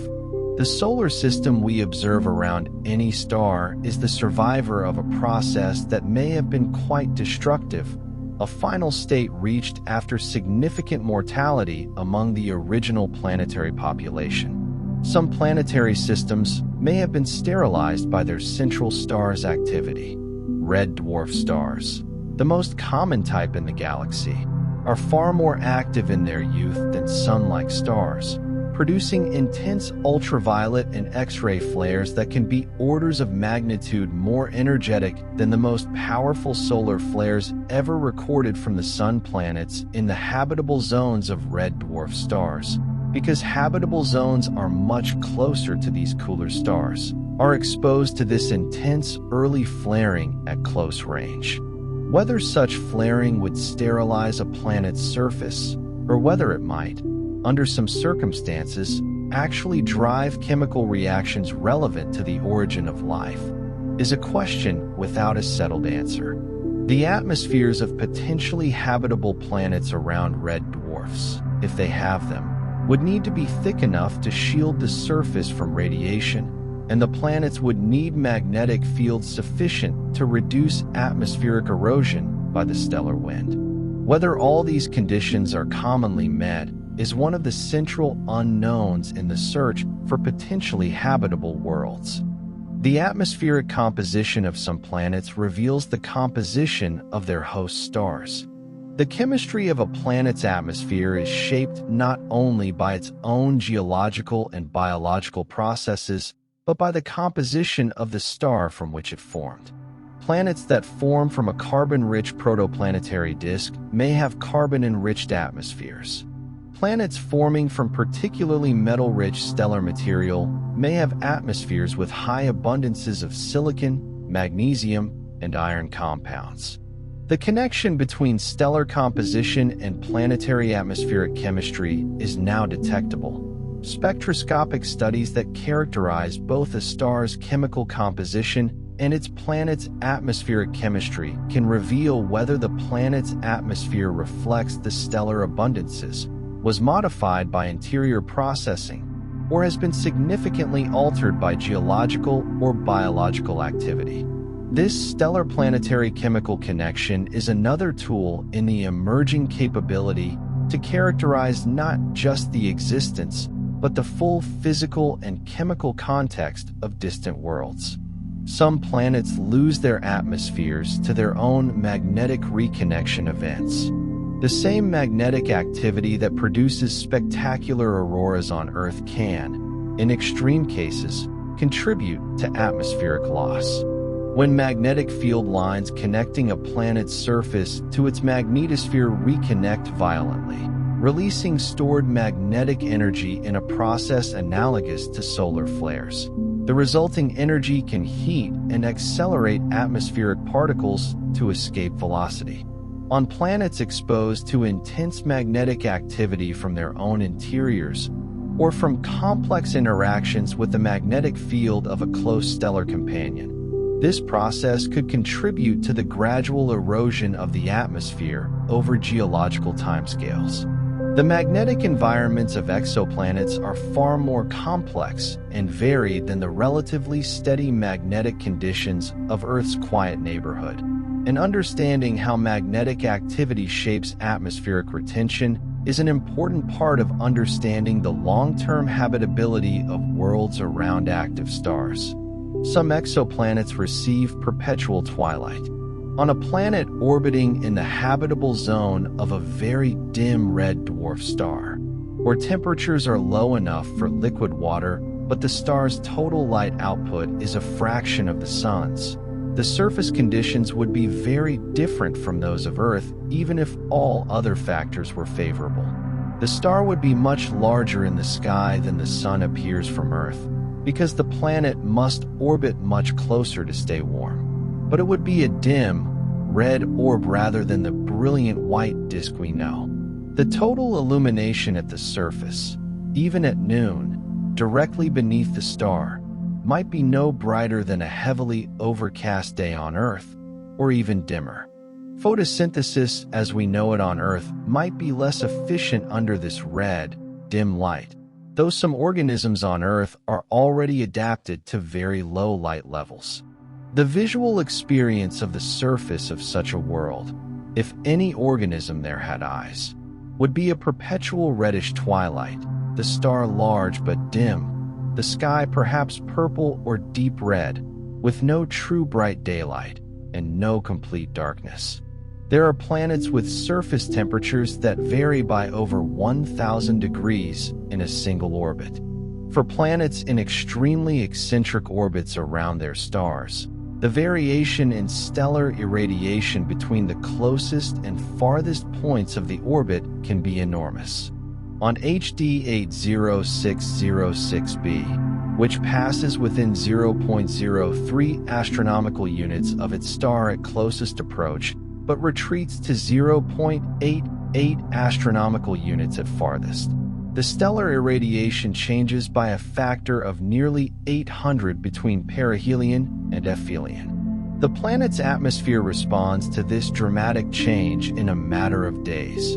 Observations of the system have captured the atmospheric temperature jumping by hundreds of degrees as the planet swings around its close passage to the star.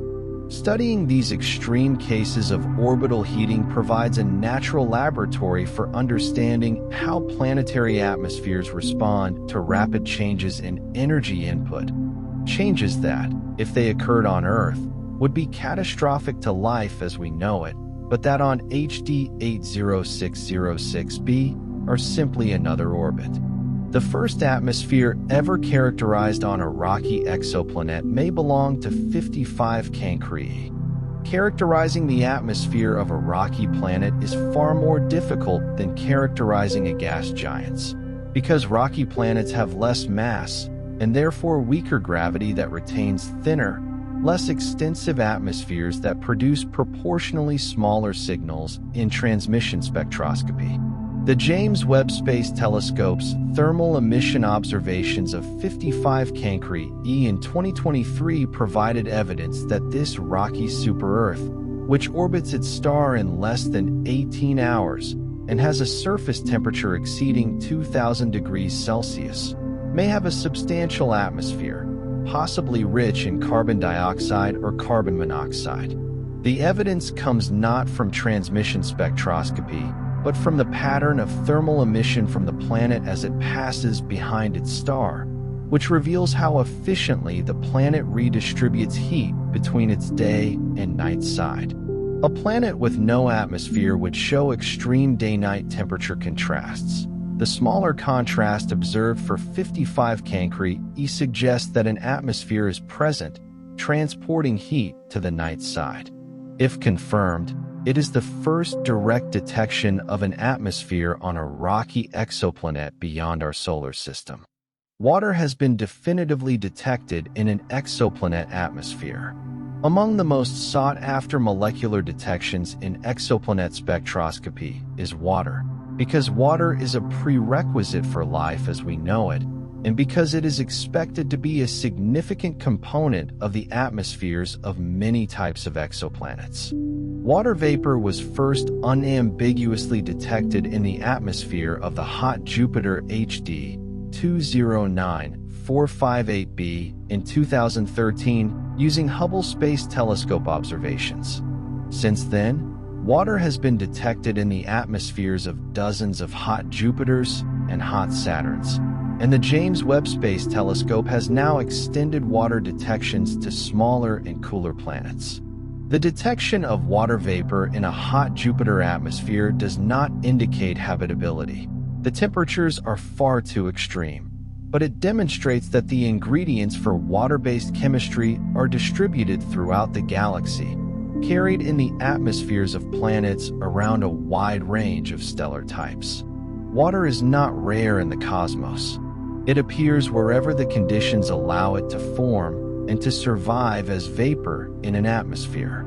Some planets have been stripped down to their iron cores by collisions. Rocky planets and young, chaotic planetary systems can experience giant impacts of extraordinary violence.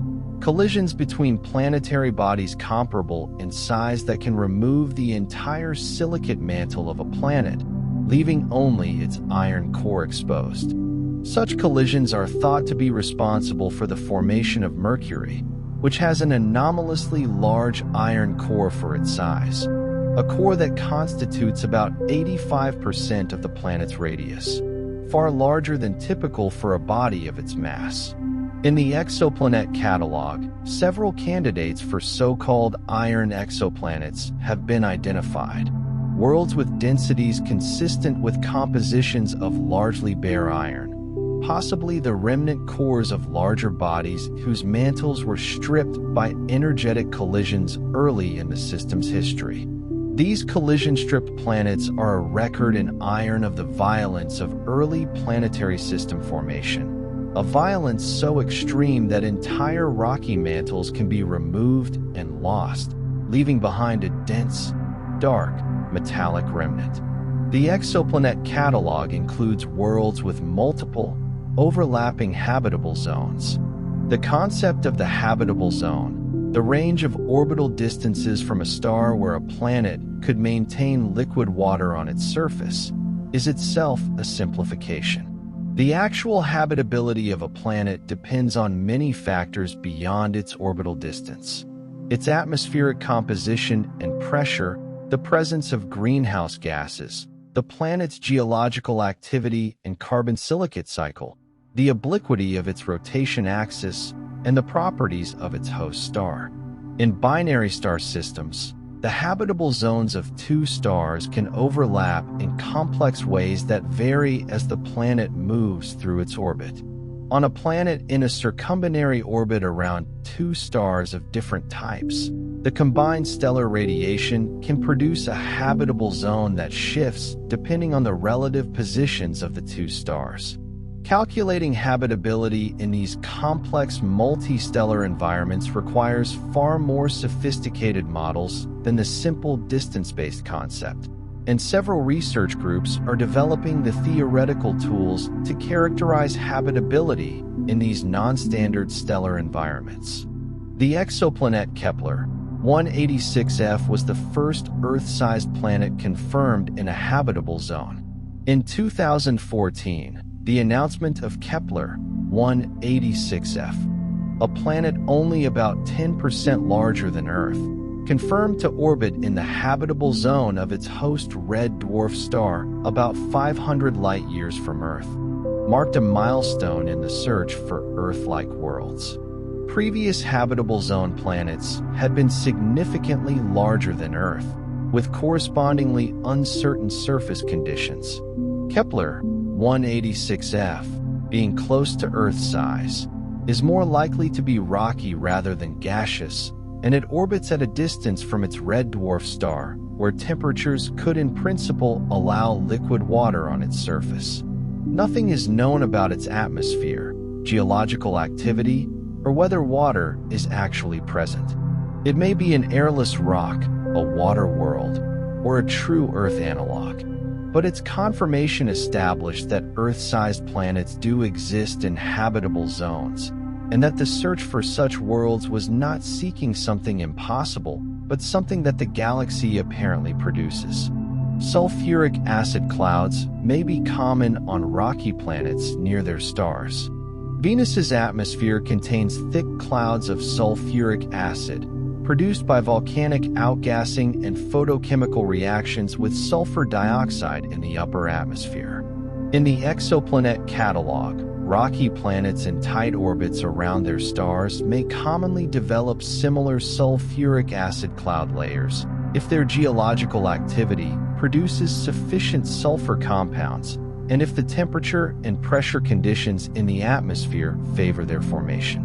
Sulfuric acid clouds reflect a large fraction of incoming stellar radiation, potentially making planets with such clouds cooler than they would otherwise be, a form of cloud-driven climate regulation. They also make spectroscopic characterization of the atmosphere below the cloud layer difficult, as the clouds are highly opaque.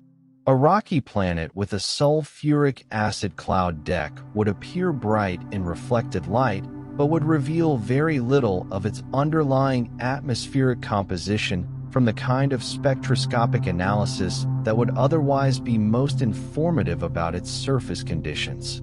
Some exoplanet systems are so compact they fit within what we consider an inner solar system. The discovery of systems like TRAPPIST-1, Kepler-11, and others with multiple planets packed into extremely tight orbital configurations has challenged the intuition, derived from our own solar system, that planets are widely spaced objects with large gaps of empty space between them. In the most compact known multi-planet systems, planets are separated by distances of only a few 100,000 kilometers, closer to each other than the Earth is to the Moon.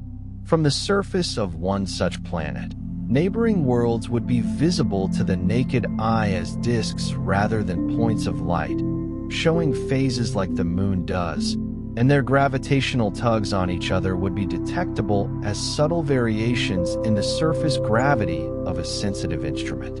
These compact systems are gravitationally stable despite their density, because the orbital resonances between the planets prevent the kind of close gravitational encounters that would otherwise rapidly destabilize the system. A planet may be generating its own radio emissions detectable from Earth.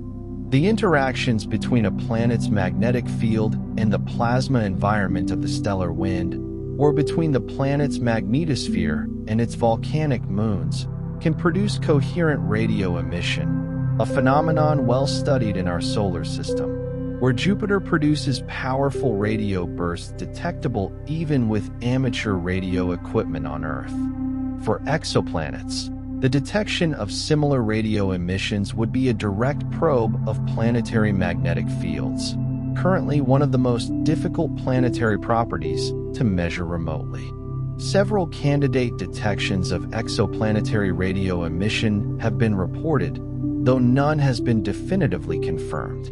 The confirmation of exoplanetary radio emission would provide direct evidence of a planetary magnetic field, constrain its strength and geometry, and potentially reveal the presence of volcanic moons through their interaction with the planet's magnetosphere, all from observations made with radio telescopes on Earth, across distances of dozens or hundreds of light years.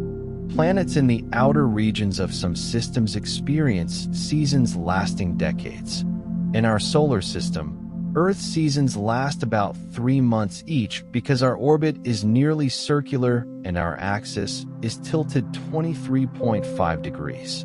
In systems where the planets have highly eccentric orbits or extreme axial tilts, the concept of a season is transformed entirely. A planet with an axial tilt of 90 degrees, tilted on its side like Uranus, would experience each hemisphere in continuous polar day for a quarter of its year, then in continuous polar night for another quarter, with intermediate seasons between. For a planet with a very long orbital period, these seasons might last years or decades rather than months. On such a world, the experience of climate would be fundamentally different from anything on Earth.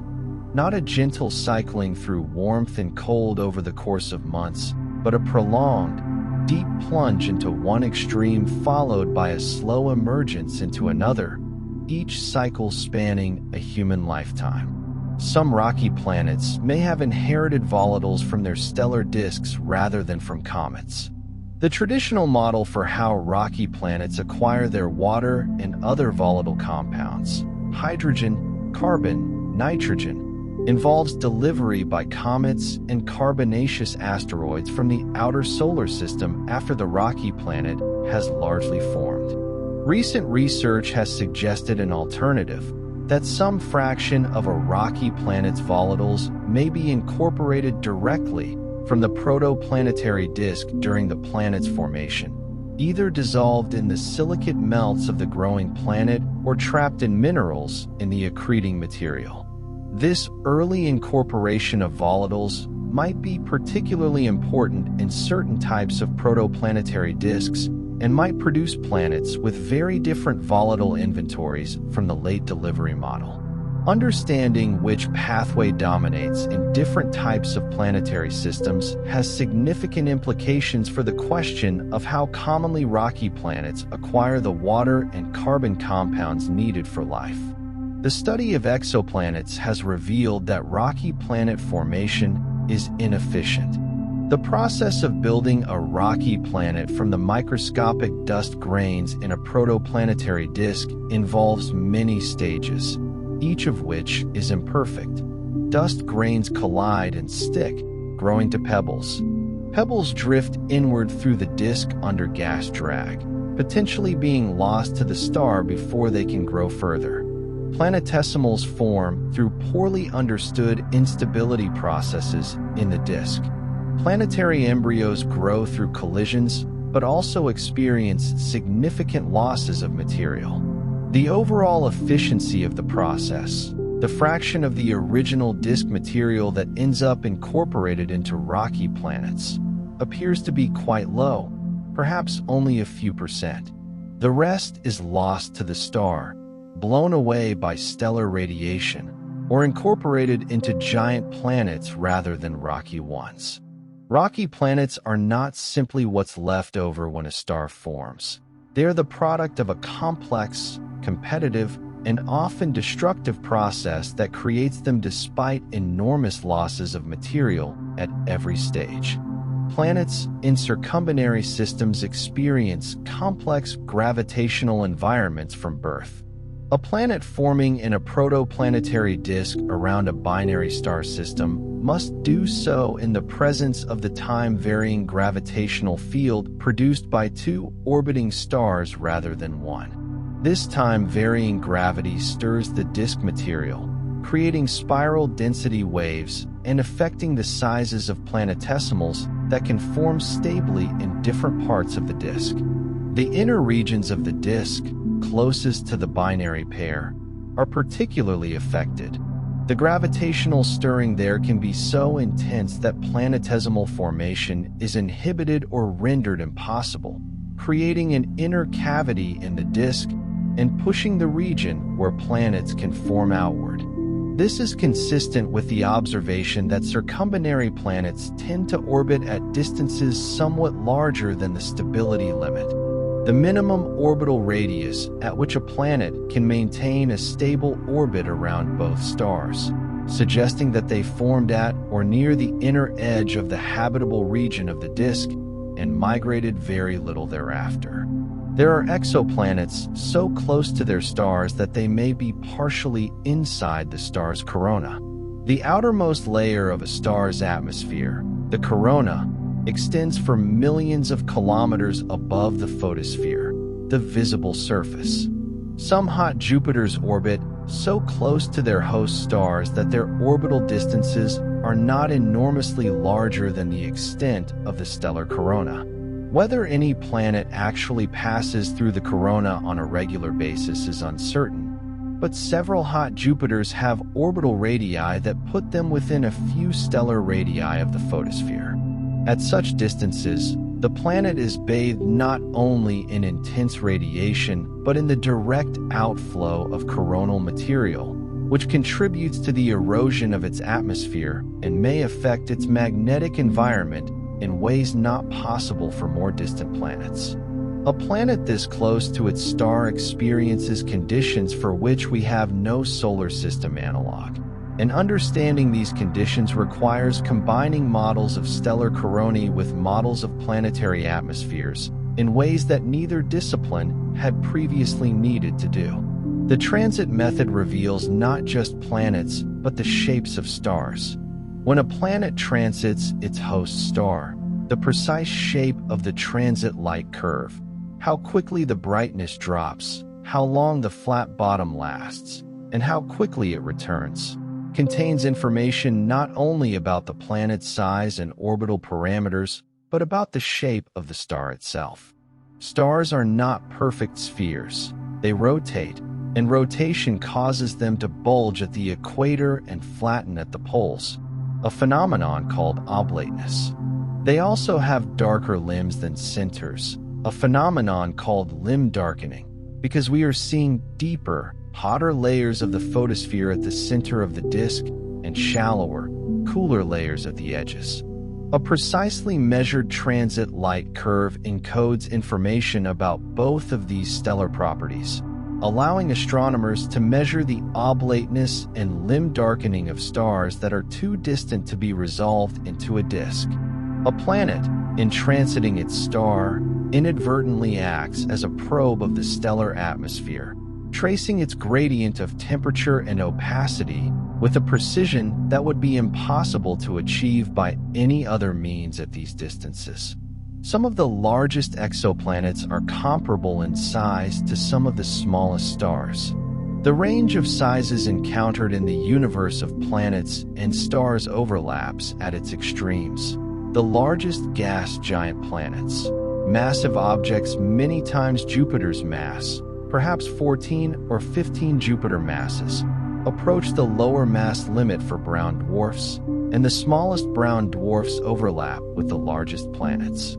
The size, radius, of these objects converges even more remarkably. Jupiter-sized objects span a relatively narrow range of radii regardless of mass, because more massive gas giants are actually compressed by their own greater gravity, making them denser rather than larger. The physical objects that fall at the fuzzy boundary between planet and brown dwarf, and between brown dwarf and red dwarf star, span a range of masses of more than 100, but a range of radii of less than 2. The universe's objects blur into each other at the boundaries, and the categories we impose on them, planet, brown dwarf, red dwarf, are human conveniences imposed on a continuous distribution. The nearest potentially Earth-like exoplanet is fewer than 5 light-years away. Proxima Centauri, the closest star to the Sun at only 4.24 light-years, hosts a confirmed planet, Proxima Centauri b, with a mass at least 1.17 times Earth's, orbiting in the habitable zone of its red dwarf host star. Whether Proxima b is truly habitable is unknown. It is almost certainly tidally locked. It orbits in the habitable zone of a very active red dwarf that produces intense flares, and its atmospheric status is completely unknown. But its existence establishes that potentially Earth-like planets exist even in the immediate stellar neighborhood, within distances that, while vast by any human standard, are reachable in principle by interstellar probes traveling at a significant fraction of the speed of light within the foreseeable future. Proxima b is close enough to Earth that a laser communication signal sent today would arrive in just over 4 years. It is the closest possible destination for any future interstellar mission, a neighboring world so nearby that the light from Proxima Centauri, falling on its surface right now, left its source at about the same time as you were beginning to read this sentence. The chemical diversity of exoplanet atmospheres reflects the diversity of stellar and disk chemistry. The atmospheres of exoplanets are not random. They reflect the composition of the material from which the planet formed, processed by geological and chemical activity over the lifetime of the planet and modified by the radiation environment of the host star. Stars with higher abundances of elements like silicon, magnesium, and iron tend to have rocky planets with different mineralogical compositions from those around stars with lower abundances of these elements. The ratio of carbon to oxygen in a protoplanetary disk influences whether the rocky planets that form are silicate-dominated, like Earth, or carbide-dominated, potentially like the carbon super-Earths discussed earlier. The sulfur content of the disk influences the degree of volcanic outgassing and the likelihood of sulfuric acid cloud formation. The study of exoplanet atmospheric diversity is, at a deep level, a study of the chemical diversity of the galaxy itself, a census of how different chemical environments produce different kinds of worlds. Exoplanet science is answering questions that philosophers asked for centuries. The question of whether other worlds exist, whether the stars visible to the naked eye are suns like our own with their own planets, perhaps their own life, was debated by philosophers and theologians for centuries, often at great personal risk to those who argued for a cosmos of many worlds. Giordano Bruno was burned at the stake in 1600, partly for arguing that the stars were distant suns with their own worlds and inhabitants. The science that could settle the question did not exist for another 4 centuries. Now it does.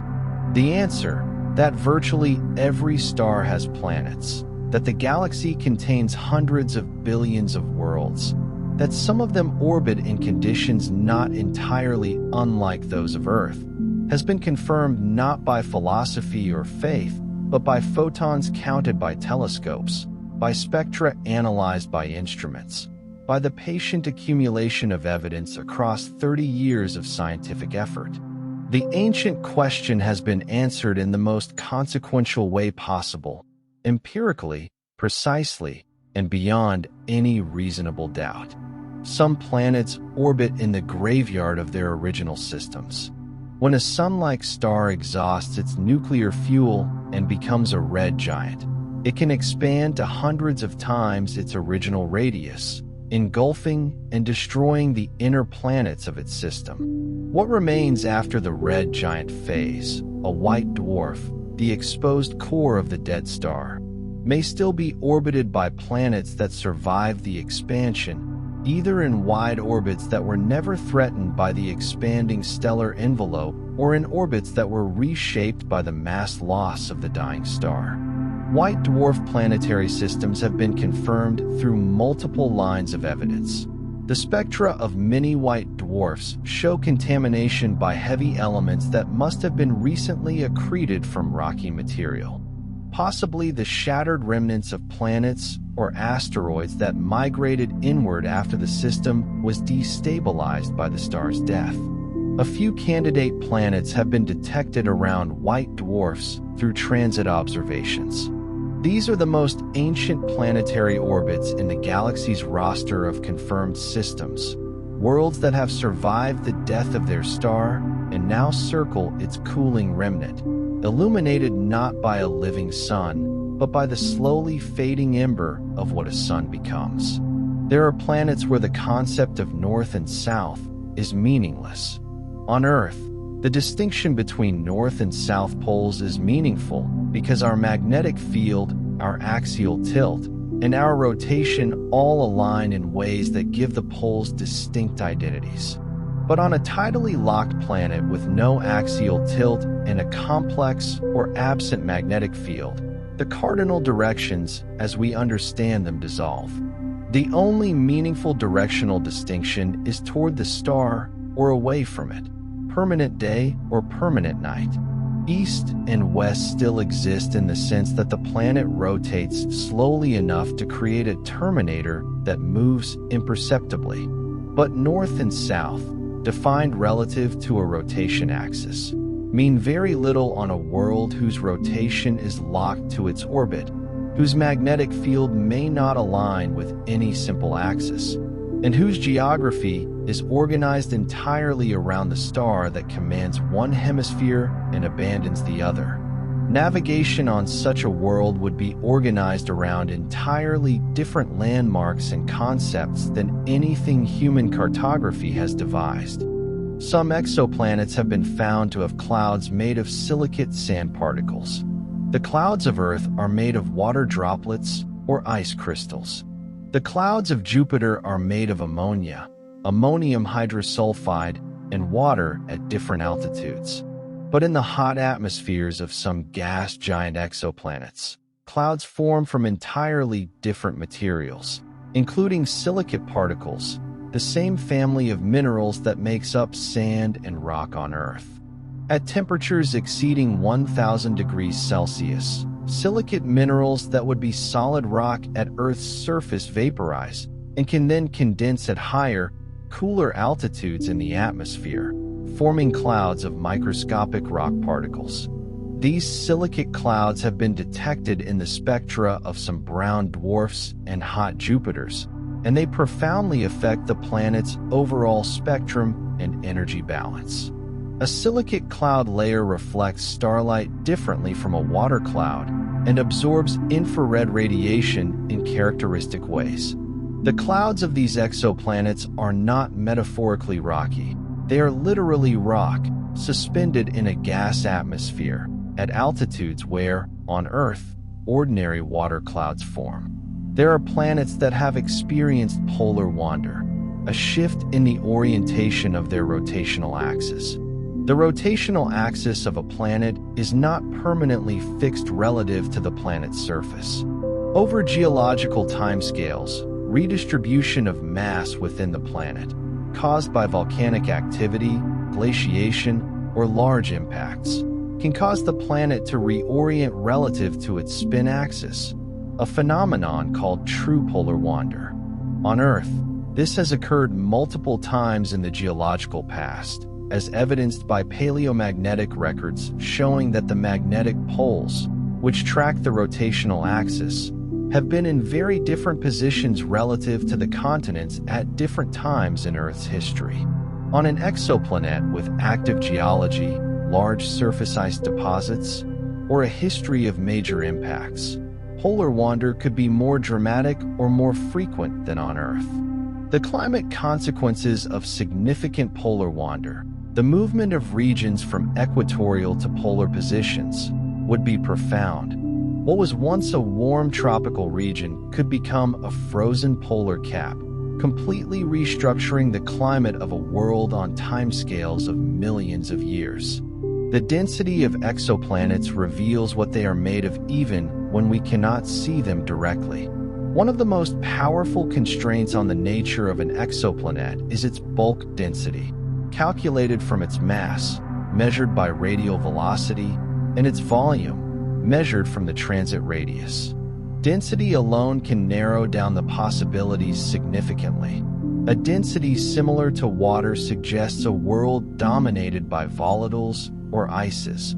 A density similar to rock suggests a silicate-dominated composition. A density approaching that of iron suggests a metal-rich composition. A density far lower than water suggests an extended gas envelope. Combined with atmospheric spectroscopy where available, density measurements allow planetary scientists to construct compositional models for worlds they have never seen, touched, or sampled, across distances of hundreds or thousands of light years. The information encoded in a simple number, grams per cubic centimeter, is, it turns out, enough to make meaningful statements about what a distant world is fundamentally made of. Some multi-planet systems have planets so gravitationally entangled that perturbing one changes them all. In tightly packed multi-planet systems where the planets are in or near resonance with each other, the gravitational connections between the planets are not merely background noise. They are fundamental to the architecture of the system. A change in the orbit of one planet propagates through the resonance chain, shifting the orbits of all the others in response. This gravitational coupling makes compact resonance systems extraordinarily sensitive to external perturbations.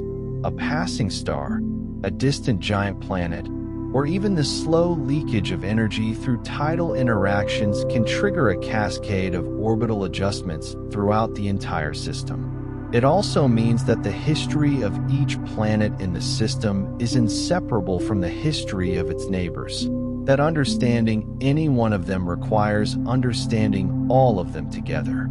Compact resonance systems are not collections of independent planets. They are a single gravitational entity, distributed across multiple worlds, each carrying the memory of every interaction its neighbors have ever had. Some super-Earths may have interiors that are geologically more active than Earth's. The mantle of a planet, the layer between the metallic core and the surface crust, is kept warm by the decay of radioactive elements and by residual heat from the planet's formation. More massive planets have larger volumes and therefore more radioactive material, and they lose their internal heat more slowly because their surface area to volume ratio is smaller.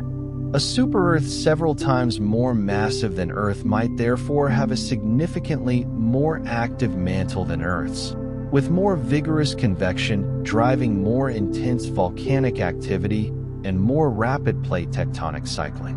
The implications for habitability are complex. More volcanic activity means more outgassing of carbon dioxide and water, which could support a thick atmosphere and potentially a more active greenhouse effect. But it could also mean more intense volcanic eruptions that periodically cloud the atmosphere with ash and sulfur compounds, temporarily disrupting surface conditions. A geologically hyperactive super-Earth might be simultaneously more fertile and more volatile than Earth, depending on how the many interacting factors balance out. The universe may produce more types of planets than science has yet described. The Exoplanet Catalog, with its more than 5,000 confirmed members, has already revealed categories of planets that were unknown before the era of exoplanet detection. Hot Jupiters, ultra-hot Jupiters, mini-Neptunes, super-Earths, puff planets, lava worlds, water worlds, and the extreme objects at the boundary between planets and brown dwarfs. But the catalog remains heavily biased toward what current technology can most easily detect: large planets in close orbits, detectable by the transit method or radial velocity. The planets in wide orbits, the smaller rocky planets in habitable zones, the icy bodies in outer planetary systems, and the full range of compositions possible in different stellar environments are either underrepresented or entirely absent from the current catalog. The universe is almost certainly home to types of planets that no one has yet detected, described, or named, categories that will require the next generation of telescopes and instruments to reveal. The catalog of strangeness is not finished. It has barely begun. Some planets have rings, and they can be far more spectacular than Saturn's. Saturn's ring system is the most impressive in our solar system, but it is modest by some standards. The exoplanet J1407b, sometimes nicknamed Super Saturn, appears to be surrounded by a ring system roughly 200 times the diameter of Saturn's rings, based on the complex light curve produced as it transited its host star in 2007. If J1407b's rings were placed around Saturn, they would be visible from Earth with the naked eye, spanning several times the width of the full moon in the night sky. The rings appear to contain structure, gaps and variations in density that suggest the presence of forming moons clearing material from specific orbital paths. If this interpretation is correct, J1407b may be in the process of forming a moon system, its rings the raw material from which moons are gradually assembling. It is a snapshot of a process that occurred in our own solar system billions of years ago, now visible in real time around a world 434 light-years away. The architecture of a planetary system carries the memory of its entire history. The positions, masses, orbital shapes, and mutual inclinations of the planets in a system are not arbitrary. They are the accumulated record of everything that has happened since the protoplanetary disk first began to collapse. A hot Jupiter in a circular orbit carries evidence of smooth inward migration through a gas disk. A hot Jupiter in a misaligned retrograde orbit carries evidence of violent dynamical chaos. A compact resonant chain of rocky planets carries evidence of smooth, convergent inward migration. A system with a massive outer giant and small inner rocky planets carries evidence of a Jupiter-like guardian that may have prevented bombardment by outer solar system material. Reading the architecture of a planetary system is, in this sense, an act of historical reconstruction, using the current positions of planets as clues to the events that shaped them, tracing billions of years of history from a single snapshot in time. Even the empty spaces in planetary systems tell a story. In our solar system, the gap between Mars and Jupiter, occupied by the asteroid belt rather than a planet, is thought to reflect the disruptive influence of Jupiter's gravity, which prevented the material there from accreting into a full planet. In exoplanetary systems, gaps in the distribution of planets can similarly reveal the presence of unseen bodies. A missing planet in an otherwise regular sequence may indicate a body that was ejected, absorbed by another planet, or is too small to detect with current instruments. The absence of planets in certain orbital zones can also constrain the dynamical history of the system, ruling out configurations that would have been unstable over long timescales. In exoplanet science, what is missing is as informative as what is present. The silences in the planetary catalog speak as clearly, if more subtly, as the detections themselves.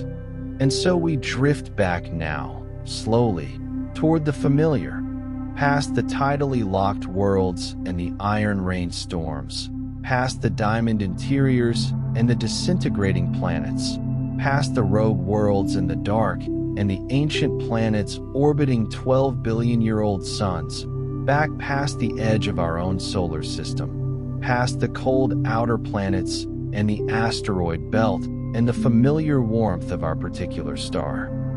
We find ourselves here again, on a world that, from the outside, is itself remarkable. A blue-green sphere with a single large moon, an atmosphere of nitrogen and oxygen, liquid water on the surface, plate tectonics reshaping the crust from below, and a rich biosphere that has been evolving without interruption for nearly 4 billion years.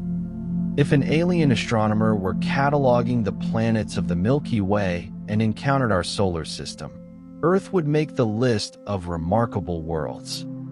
It is wet where most are dry or entirely gaseous. It has a thick, oxygen-rich atmosphere when most rocky planets close enough to observe have thin or absent ones. It orbits in the habitable zone of a stable, middle-aged star. It has a moon large enough to stabilize its axial tilt. We are not looking at strange worlds from a position of ordinariness. We are a strange world ourselves, strange in all the ways that seem, from the inside, like simply being home. The universe contains at minimum hundreds of billions of planets. Most of them are nothing like Earth. Some of them are nothing like anything we had words for before we found them. And each of them is real, a sphere of matter orbiting a star, or drifting free of any star, doing whatever physics demands in whatever environment it was born into, without any awareness that somewhere, on one small world, minds are looking outward and slowly, patiently learning their names. You have traveled far tonight. You've seen iron rain and diamond cores and worlds that orbit dead stars. You've watched planets spiraling toward their own destruction and drifted past worlds born before the Earth existed. You've visited systems so compact that all 7 planets fit within the orbit of Mercury, and others so wide that a single planetary year lasts centuries. Let all of that settle now, like distant light finally arriving at its destination. Let your breath slow. Let the mind release the catalog of strangeness and simply rest in the fact of it, that the universe is this extraordinary, that we live inside something this vast and this varied, and that the brief flicker of a human life is somehow enough to hold a little of it. The planets will keep turning in the dark. The light from their stars will keep crossing the void. The telescopes will keep watching, patient and precise, and the discoveries will keep coming. There will always be more to find. But for now, there is only this, the quiet, the breath, the edge of sleep. Consider subscribing to Some Neuromind. You're already the kind of person this channel was made for, one quiet mind at a time. Let the last strange planet fade behind your eyes. Rest now. You've earned it. Good night.